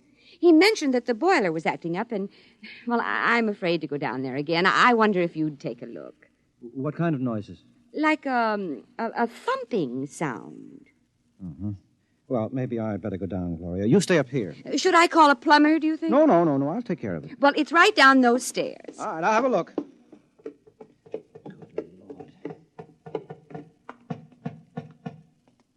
Hello?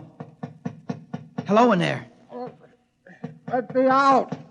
Let me out! Shh, just a minute. Keep quiet, for goodness sake. Let me out! I'll have to smash the lock. Now, what? Henry, thank God you've come. What's the meat? I've been in there all night. I thought I'd suffocate. He tried to kill me. He tried to murder me. Who? Which one are you? No, don't be an idiot. I'm Walter. Well, what happened? B2, the marionette. He stuffed me in a toolbox and left me to suffocate. What? Fortunately, I found an old file in there, managed to get an air hole through the wood.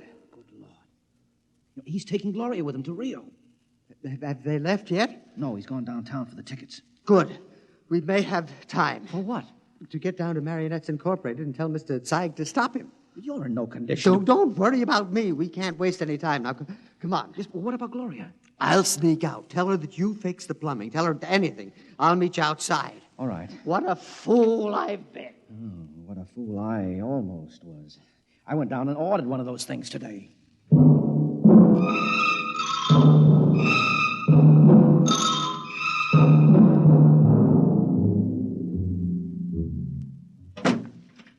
Gloria, love. Yes, darling. Did you get the tickets to Rio? Right here in my wallet. A honeymoon for two under the Pampas moon. Oh, Walter, it's so nice to have you like this. Oh, you like the change? I don't know what did it, but whatever it is, I'm in favor of it. I hope it's permanent. Well, I intend to see that it is.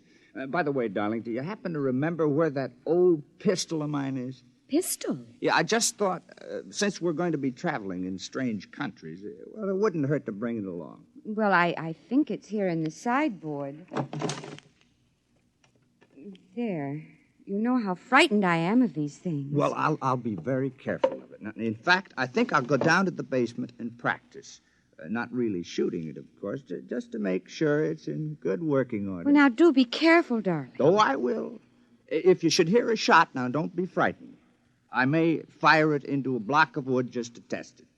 Perhaps I'll fire it into that old tool chest of mine. That should absorb it. Oh, speaking of that tool chest... What about it? It reminds me that Henry Smith was here. Oh? Yes, I heard some noises downstairs, and he went to fix the plumbing. Oh, is he still down there? No, he left. I really don't understand it. He seemed so anxious to see you before he went down to the cellar. And then he just left. Did he stop the noises? Well, he must have. I don't hear them. Yeah, I see. What is it, dear? Well, I have to go out for a while, darling. But, Walter, we have to pack if we're leaving. Well, I'll be back soon. There's something very important I have to attend to. What is it? Well, just some personal business with Henry Smith. Now, please excuse me, darling. And now, don't worry. When I get back, everything will be fixed once and for all. Oh, we can enjoy the rest of our lives just as though the old Walter Brayling never existed.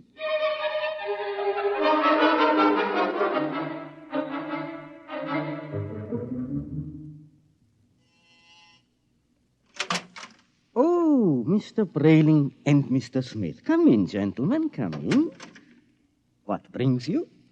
Mr. Zeig, you told me your marionettes were foolproof. They are. My personal guarantee goes with We each know all one. about your personal guarantee. Except that Mr. Brayling's dummy knocked him out, Yes. stuffed him in a toolbox to suffocate, and is making plans to run away with his wife. Oh, dear. Yes, well, Mr. Zeig.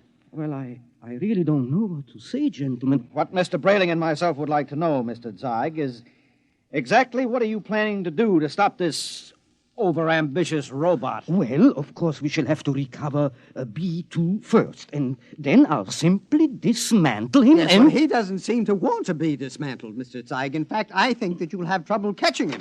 Maybe I can save you the trouble, gentlemen. Yeah, B2. Look out, he's got a gun. I thought I'd find you here when I discovered the tool chest empty. Now, you look, B2. Whatever you're planning, you won't get away with it. Oh, I think I will. Mr. Zeig, can't you do something? I'm afraid I can't think of anything. I'll save you the trouble because I'm going to kill the three of you. No, you won't get away with it. No, you forget that Gloria and I will be on a plane to Rio in a few hours. All right, Mr. Syke, you first. Now, see here. This isn't fair. I created you.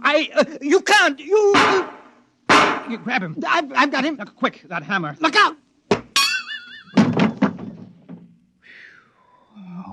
Well, that's the end of Brayling, too. But he got Zeig, though. Yeah. Right through the... Holy jumping catfish, Henry. What's Look the matter? at him. Look at Zeig. It's nothing but a mass of coils and springs, just like Brayling, too. Well, he's nothing but a marionette. He's no different. Brayling, do you know what this means? Oh, this is incredible. A marionette building other marionettes? But someone must have built Mr. Zeig originally. I wonder what... Well, perhaps Mr. Zeig turned on whoever built him the same way Brayling, too, turned on you. Well, at any rate, we'll never know. Oh. Say, I wonder how many of these things are walking around among us. Oh, I shudder to think of that. You know, some of our best friends might be. Ooh. Yeah. Come on, we have to get out of here. But the police... Now, don't be a fool, Brayling. There's been no crime committed here. All the police will find is two oversized puppets with the springs coming out of them. And they seem so lifelike. Yes, I know, and they were only machinery. You got to remember that. Yes. What'll I tell Gloria? Well, if I were you, Brayling, I wouldn't tell Gloria a thing. I'd simply pick up that other ticket to Rio and take her on a honeymoon, just as she's expecting. But what about you, though, Henry? What are you going to do? Me? Well, I'm going home and give Nettie a kiss that'll singe her hair. Oh, you know, when I think of what might have happened if I'd gone through with this marionette thing, it makes a fellow realize how lucky he is to be married to a decent woman. Oh, come on, let's go.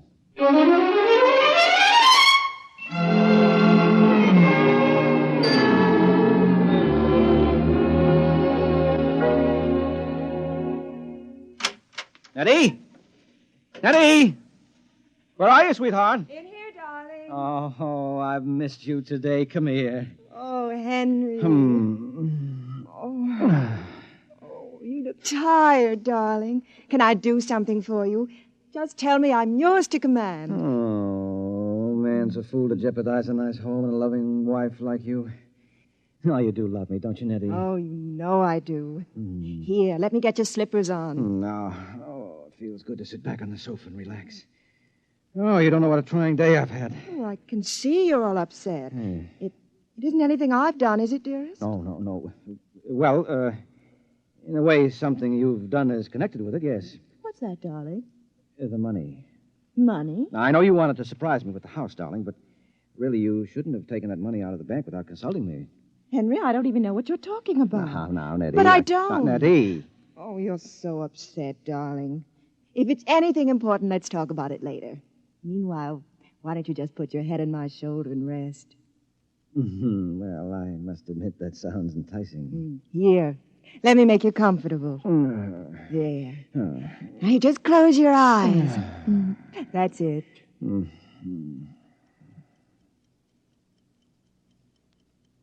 Nettie, Yes, darling? you hear something? No, darling. You sure? Like what? Like the ticking of a clock? No. Strange. I don't hear it now, but when I had my ear against your chest. Oh, no. No, she couldn't have done that to me. Not Nettie. What are you talking about? I'm talking about... No, I won't believe it. You're my Nettie, aren't you? You're real live flesh and blood. But I hear it. It's coming from you. It's coming from you.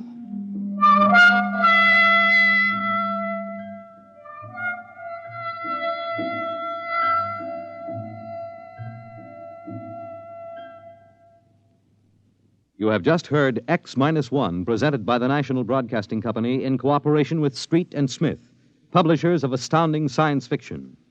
Tonight, by transcription, X-1 has brought you Marionettes Incorporated, written by Ray Bradbury and adapted for radio by George Lefferts. Featured in the cast were Les Damon, Dick Hamilton, Carl Swenson, Theo Getz, Arthur Cole, Bob Hastings, Freddie Chandler, and Ginger Jones. Your announcer, Fred Collins. X-1 was directed by Daniel Sutter and is an NBC Radio Network production.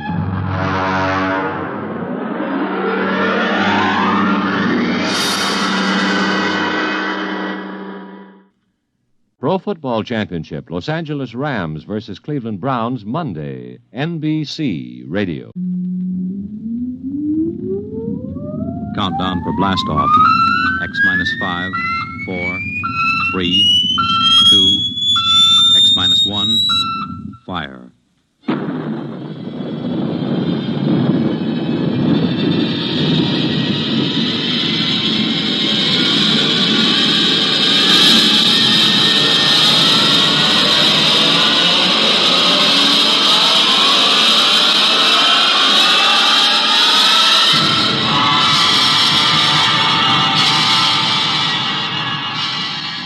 From the far horizons of the unknown come transcribed tales of new dimensions in time and space. These are stories of the future, adventures in which you'll live in 1,000,000 could-be years on 1,000 maybe worlds. The National Broadcasting Company, in cooperation with Street and Smith, publishers of astounding science fiction, presents X minus 1.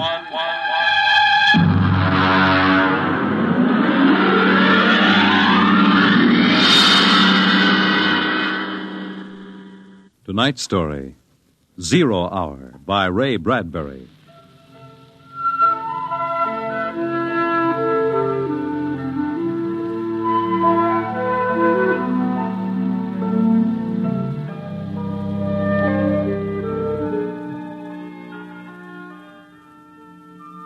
It was a perfect summer day in the year 1985. Sunlight illumined the suburbs, and the town drowsed on a tide of warm, sunlit air. On the lawns, the children played. And in the homes, busy mothers prepared for the evening arrival of their husbands.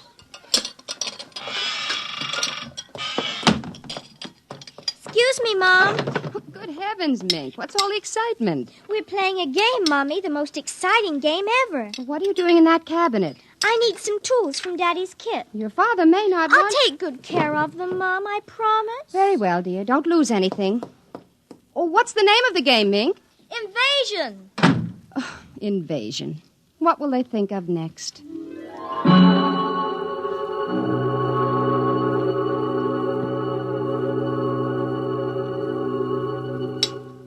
This, and this, and this, and this. Put that over there and bring that over here. No, you ninny. Now get back while I fix this. They want it this way. See? Sure. Just let me fix this. We'd better talk to Drill and get some more instructions, Art. Where is Drill? Drill? Hey, Drill! Drill! He's in the rose bush, I think. I'll talk to him myself, and you write it down on the pad. Okay. Drill? Drill? Okay. Drill wants you to write down triangle. What's a triangle? Never mind. Drill will tell us when he wants us to know. It helps the invasion. Well, how do you spell it? Drill, how do you... Shh! Mink, here's your mother, looking out the window. Mink, who are you talking to? The rosebush, Mom. Only it's not really a rosebush. That's Drill. Well, who's Drill? He's planning the invasion. Oh, what an imagination. You'd better come in, dear, and clean up for supper. In just a second, Mom. Art, did you write down what Drill just said? Yup. 4, 9, 7, and A, and B, and X, and a fork, and a string, and a hexagony. Hexagonal, Droopy. Oh. Come in, Mink. Supper's in 10 minutes. Okay, Mom, just a minute. I have to tell Drill. I wish we didn't have to eat, though. It holds up the invasion.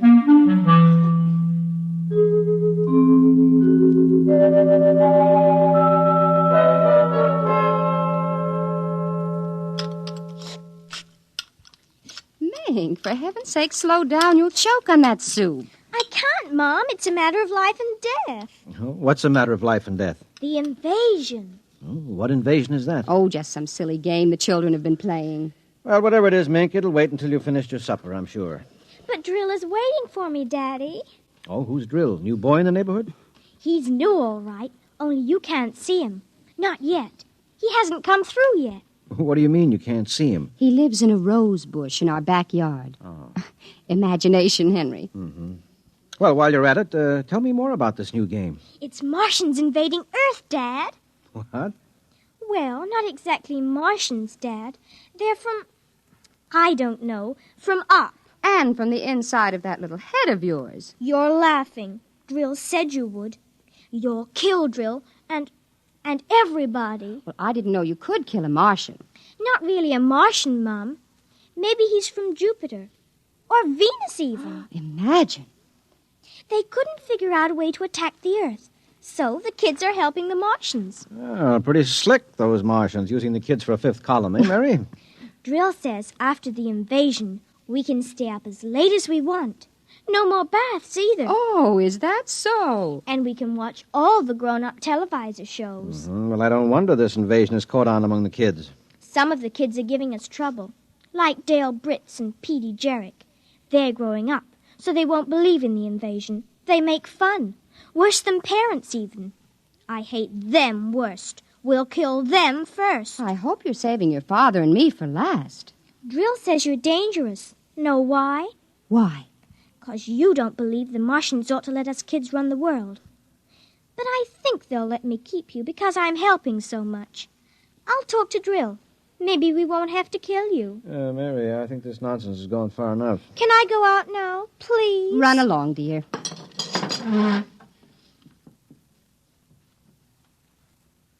Don't worry, Dad. I won't let them hurt you.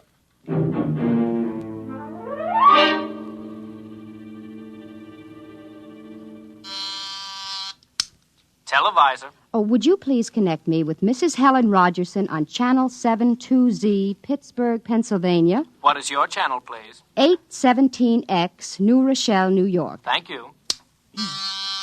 Just a moment. Go ahead. You can see your party now.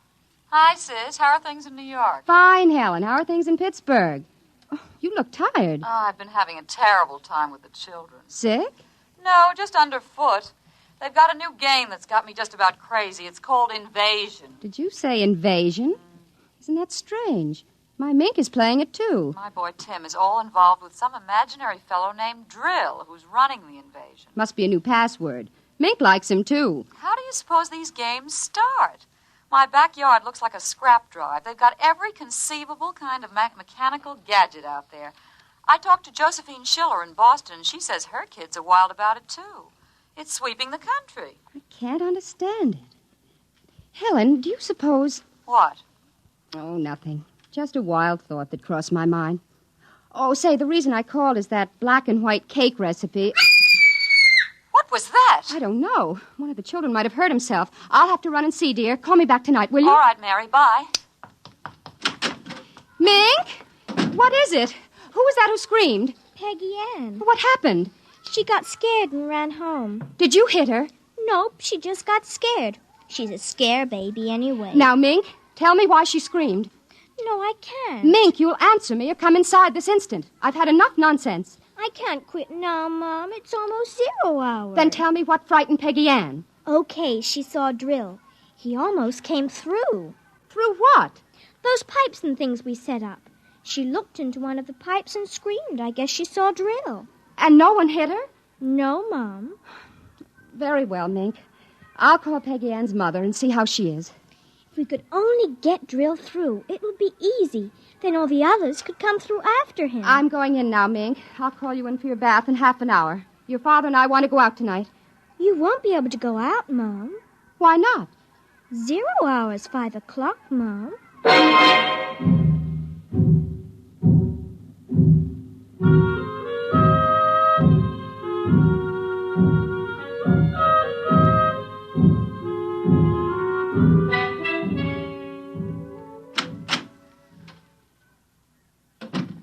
Hello, dear. Oh, you're home early, Henry. Mm-hmm. Thought I'd relax a little before we went to the theater. Where's the little one? Out back. Oh, same game? Mm-hmm. Same game. They've got a stack of pipes and hammers and spoons a mile high out there. My children. Why do we have them? Well, they are strange creatures, aren't they? Even Mink. She's a part of us, and yet... Yeah, look, dear, I'd like to discuss this with you, but we do have a theater date, and it's almost 5 o'clock now, so... Say, what's happened to the kids? They're so quiet.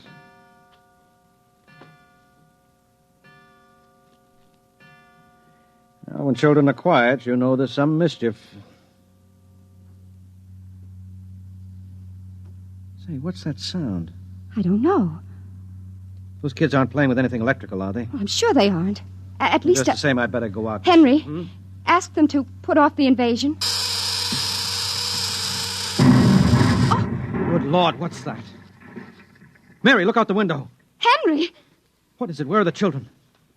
Mary, why are you shaking? What did you see? Henry! Quick, up to the attic. Well, they aren't in the attic. Yes, the attic, quick. No, Mary, come back here. Mary, don't go up. They aren't up there. Mary, are you out of your mind? There's no one up here. Quick, shut the door. Lock it. But there's nothing up here. What is wrong with you? Now, Mary, come to your senses. Henry, we've got to stay here and hide. What are you talking about? I saw it through the window. Henry, it was horrible. They weren't making believe. It is an invasion. Oh, Mary, for heaven's sake, let's get down out of this attic and talk this over sensibly. I want to find out if Mink is all right. She's all right. I saw her. She was leading them around the corner of the house. Leading who? The kids? Shh. Listen. Well, there's nothing. Listen. The front door. They're coming. Good Lord, those kids sound like 50 men with boots on. No, not men. Oh, please, God, don't let them find us. Don't let them, please, God. I don't understand this. Who's there? Don't shout, they'll hear. Who's down there? I demand that you answer me. Oh, they're coming. The whole house is shaking. Who's there? Hush, please be quiet. They might go away. Henry. Mom? Dad? Are you in the attic? Henry, listen. That's Mink. It's Mink. We've got to save her. Henry, don't you understand? She's leading them. What? She's leading them. She's on their side, Henry. Oh, please, God, forgive them. The children on their side? She told us, but we wouldn't believe her. Shh, listen. They're coming up. Oh, God. Mom? Dad? We know you're in there. I guess you better melt the lock drill. Henry, the lock. It's melting. The door. Oh, dear God. Mom, Dad? Oh, I see you now. Peekaboo!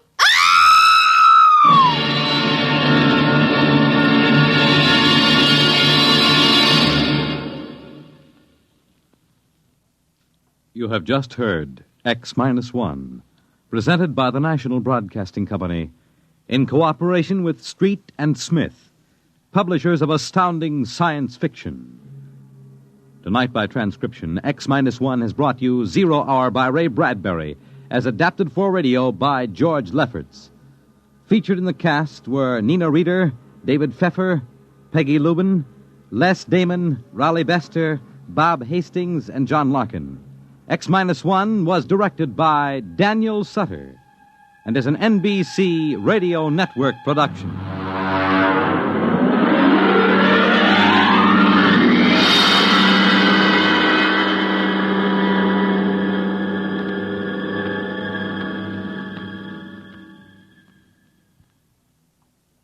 And now, next week, The Vital Factor by Nelson Bond. The story of a man who sought to rule the universe and then discovered that this formula for gaining that power was minus one precious ingredient. You'll hear it on X-1.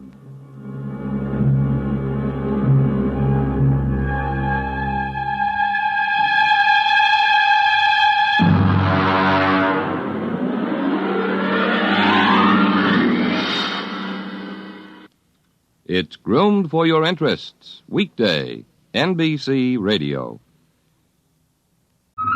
X-5, 4, 3, 2, X-1, fire.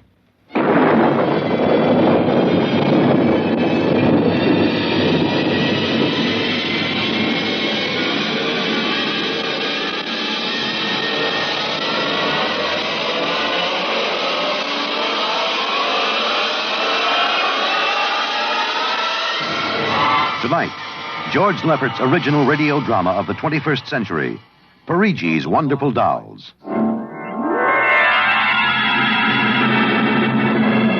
The doll shop stood on a quiet Washington side street, not too far from the sprawling Pentagon building. A woman and a child waited outside, the little girl peering eagerly through the window at the dolls inside, and the woman glancing impatiently at her wristwatch, as if expecting someone who was late for an appointment.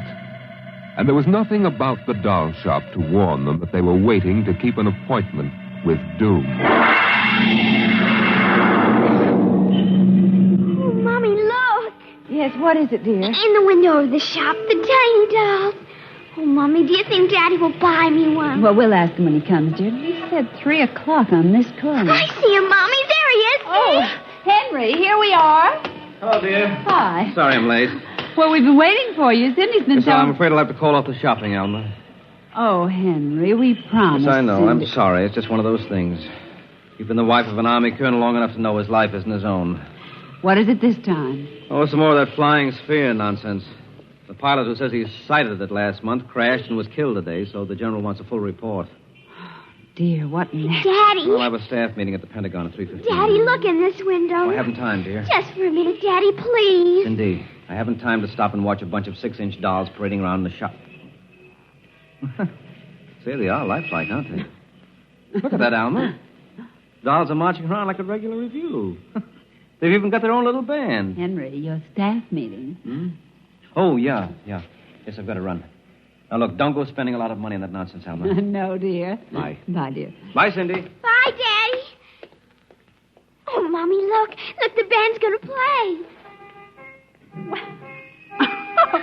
Aren't they wonderful, honey? You know, it's funny. I must have stood on this corner 1,000 times, and I've never even noticed this shop before.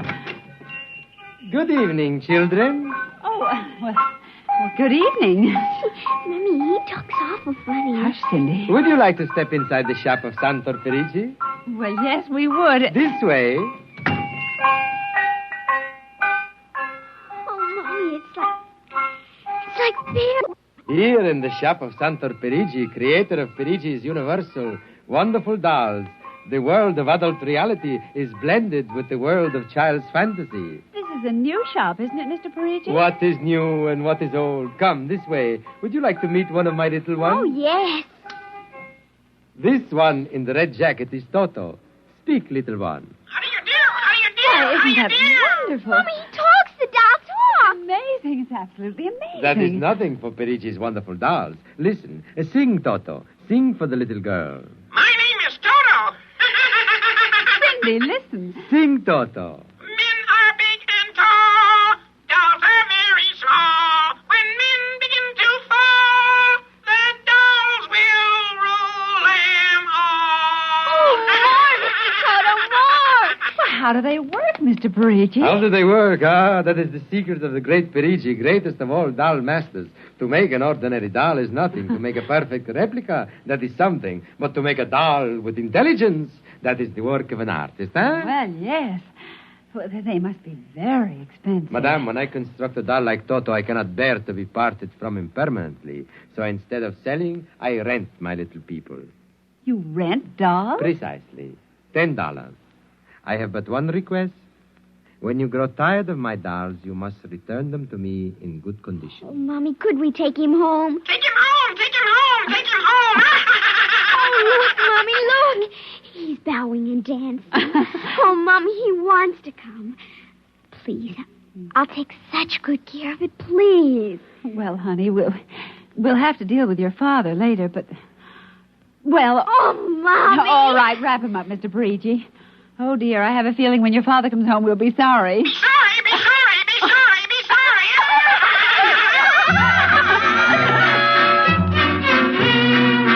Now, Toto, this is my room, and you're going to sleep right here next to my pillow. Oh, Toto, don't laugh like that. I'm going to have to teach you some manners. You be quiet, because my daddy will be home soon, and he's a colonel in the army, and he'll bust you to private if you don't behave. Now, you wait here. I'm going to introduce you to my puppy dog, Mr. Blister. So be good now. Here, Blister. Here, Blister. Come on, Blister. Come here. Mr. Blister, now this is Toto. Oh, dear, I don't think Mr. Blister likes you, Toto. Stop it, Mr. Blister. Now, come over here and shake hands with Toto, Mr. Blister. Come on now. Mr. Blister, let him go! Let go! Let go! Cindy, Mr. Blister, come over here. Why, what happened, dear? Mr. Blister tried to bite my doll. Look how frightened Toto is. Dolls don't get frightened, Cindy. But he is, Mommy. He screamed. You just imagined it, honey. But he did. He did. Well, Mr. Blister didn't mean it. You know he's the gentlest little pup alive. He isn't. He's nasty and I hate him. Cindy, you've hurt his feelings. Okay.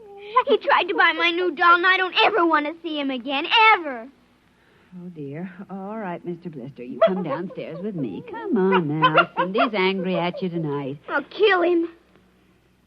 Why, Cindy, where did you hear a thing like that? Toto said it. Well, I see. Well, you've had an exciting day, honey. You brush your teeth now and go to bed. Daddy's coming home late, so we'll see you in the morning. Hmm? Good night, darling. Sleep well.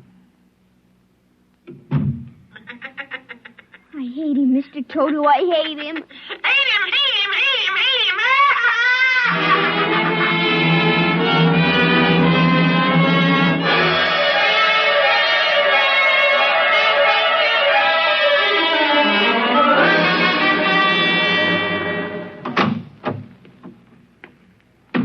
Morning, Alma. Breakfast ready?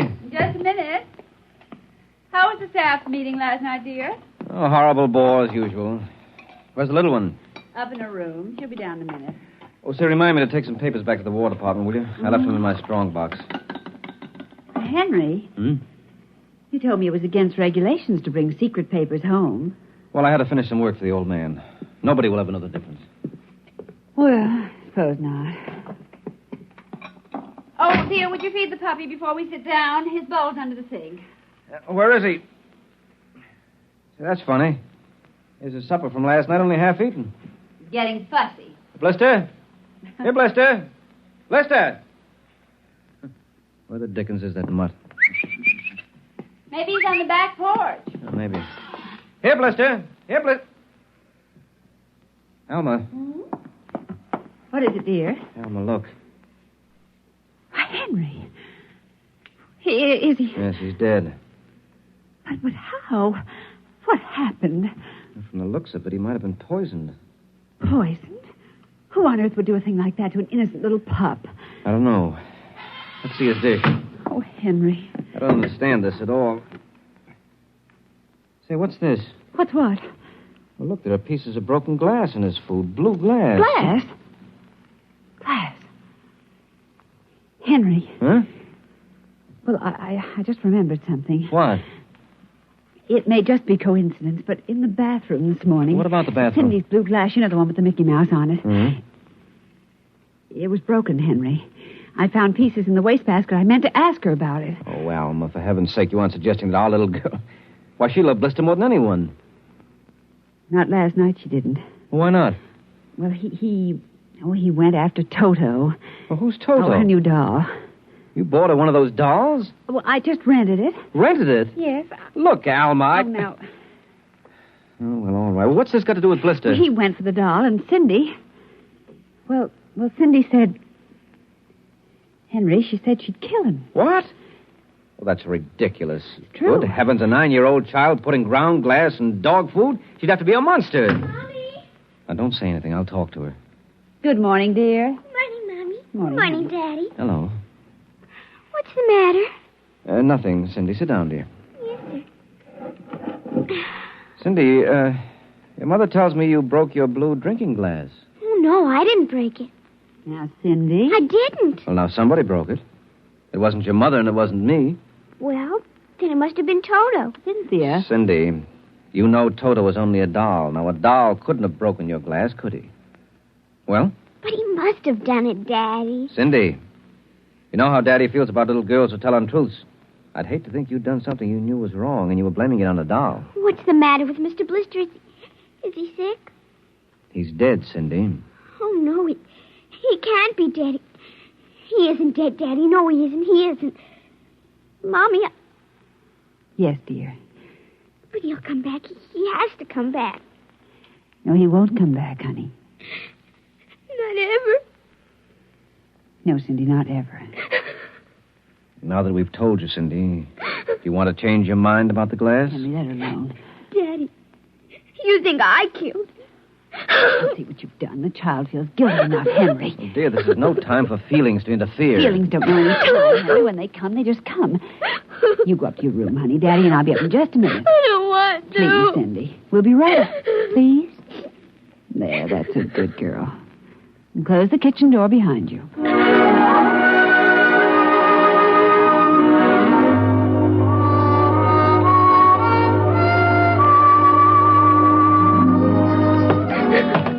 Mr. Blister's dead. And he isn't coming back. Ever. Daddy thinks it was me, but it was you. It was you!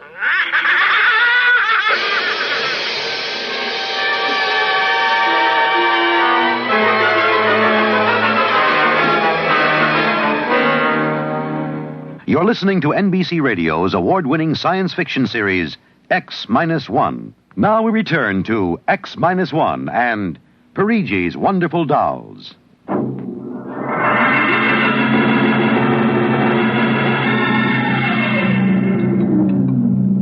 Eat your supper, dear. I'm not hungry. Oh, Cindy, you scarcely touched your lunch. I don't feel like eating. Is it Mr. Blister? Oh, Mama.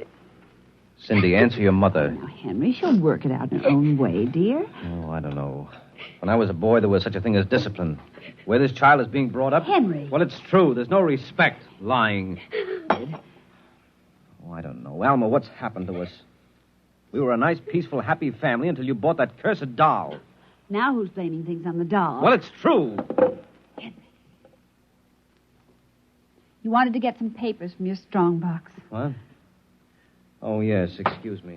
Will you try to eat something, Cindy? Now, darling. Yes, ma'am. Alma. Alma. Yes, Henry, what is it? Alma, it's gone. What's gone? The box, the strong box, is gone. But it can't be. The door to your study's always locked, and you and I have the only key. I know all that, and I tell you it isn't there. Well, who would... I don't know, Alma. Those confidential reports, if they ever get into the wrong hands... Oh, I warned you about keeping them here. Oh, what if it ever came out in the open? Can't you see the papers? Army colonel, derelict in duty. Call the police, Henry. What, and throw my career in the wastebasket after 17 years? Well, we've got to find it ourselves. But it was there when I went in to clean this morning. Well, what about your key? Well, it's right here. I always keep it right with me. That's funny. Oh, no. But my other keys are all on the ring. You've lost it. I don't see how. Alma, how could you do it? Henry, please. Come on, we'll search the house. I can't think of anything else to do. Oh, dear, you're going to miss your staff meeting. Well, all right, never mind the meeting. My whole career goes up in smoke if we don't find those reports. Now, somebody get hold of your key and open that room. I know Cindy. Oh, let the child alone. She's been through enough. You know she wouldn't do a thing like that. I don't know anything anymore. I don't know my own child. I don't even know you. Henry. All I know is that strongbox is gone with papers that are dynamite if the wrong person gets them. The question being who? What's that? Coming from upstairs. Doodle,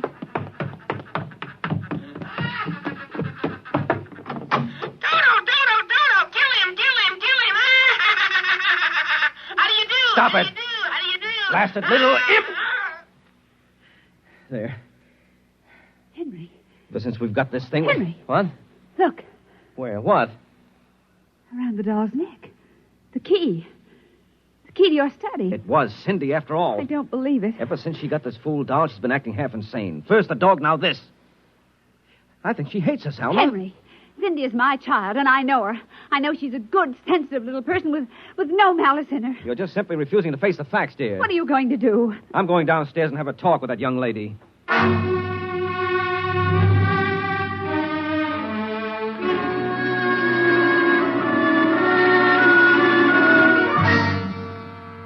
Cindy, you're not telling me the truth. Oh, yes, I am, Daddy. Now, all I'm asking is that you tell me the truth. Now, where is it? I didn't take it, Daddy. Honest, I didn't take it.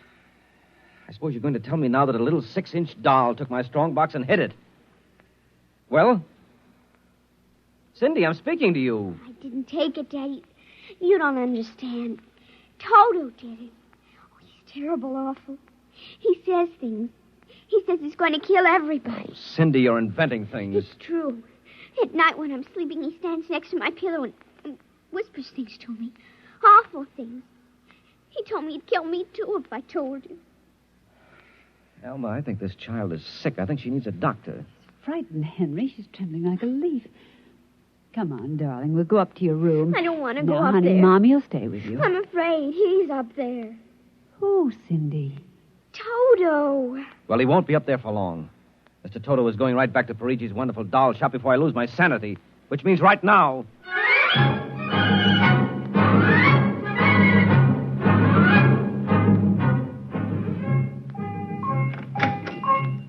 Ah, Colonel Grayson.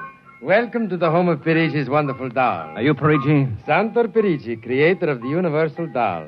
The doll with the mind. The doll Yes, with... well, I'm returning one of your masterpieces. Oh? If you will step into the rear of my shop. Now, what is the complaint? There's no complaint. Here's your doll. Good riddance. My little Toto, rejected, you found the world of men too filled with hate. We will change all that later on. Return to your comrades in the window, little one. And now, Colonel Grayson? I think we have no further business, sir. Ah, but we do, Colonel. Let me see. Here it is. Do you recognize this, Colonel? That's my strongbox. My little Toto is very clever, sir. Are you trying to tell me your doll stole that from me? Let us not say stole. I'm merely keeping it in custody. What's your game, Perigi? Blackmail. You give me what I want, I do not ruin your career. What do you want? Information. We already know something from the reports of the War Department, reported by one of your pilots.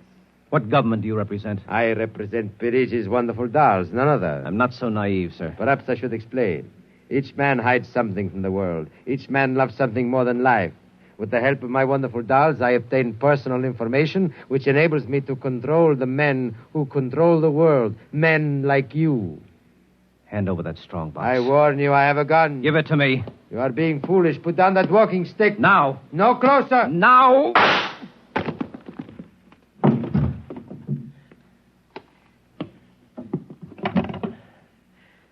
Hello. Give me the police. Hello. This is Colonel Henry Grayson.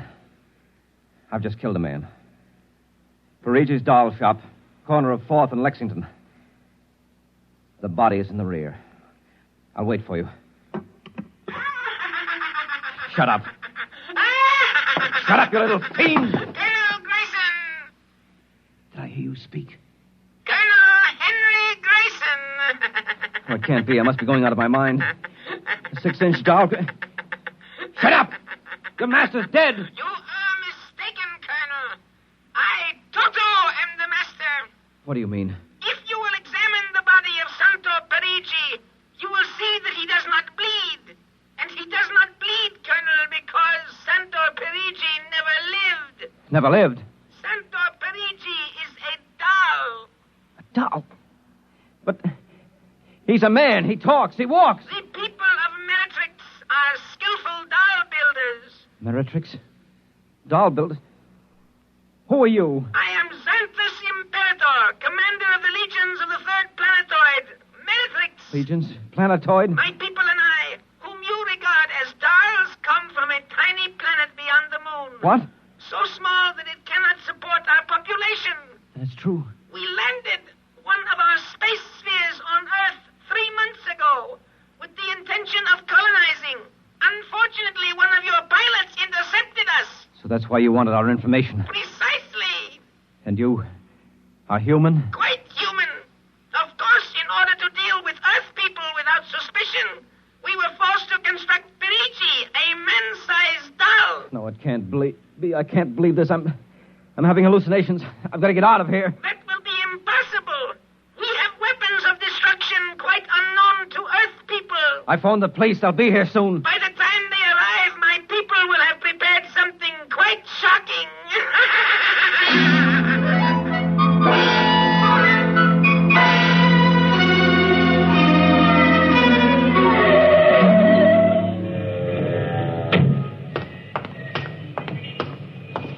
Keep me covered, Ryan. Okay, Sarge. All right. You the guy who turned in the call? Yes, that's right, Sergeant. Where's the body? Well, you see, it isn't exactly a body. What do you mean? It's a doll. What? Now, wait, you've got to let me explain. I know this sounds fantastic, but I've stumbled onto an unbelievable plot. Yeah? Keep talking. Well, you see, these little dolls, they aren't really dolls. They're tiny people. Now, there's a big doll named Santo Perigi. They're using him as a front to run the shop. He's off his trolley, Sarge. Now, look here. Now, listen, mister, we got to call it. There was a murder here. Now, if there was one, where is the body? Well, it's behind the curtains in the back. Only, you see, it isn't really a body. It's a big wax dummy. It's all part of their plot to gain control of the world. Holy smoke, he's really off his rocker. Now, look, if you don't believe me, I'll prove it to you. Come here. Look behind this curtain, and you'll see the dummy lying on the floor. Welcome, gentlemen. Are you looking for something? Perigi.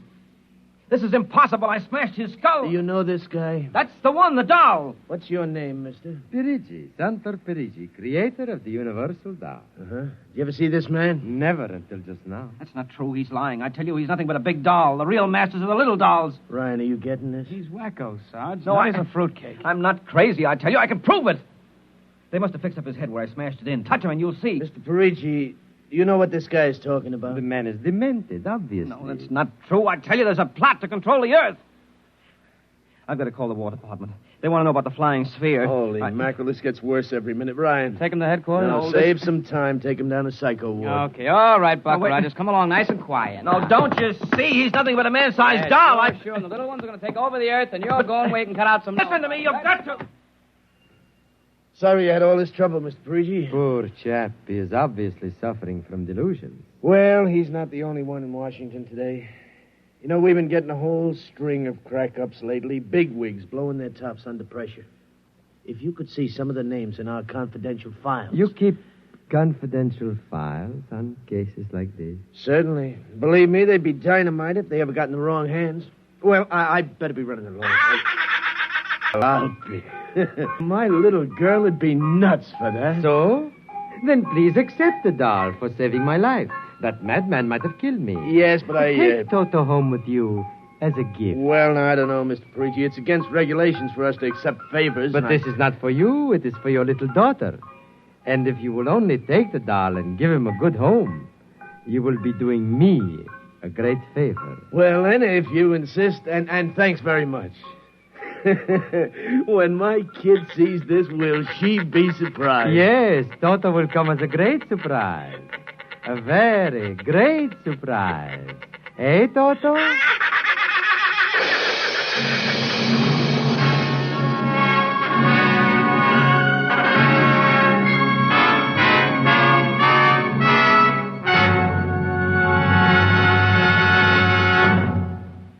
This was from the world of X-1.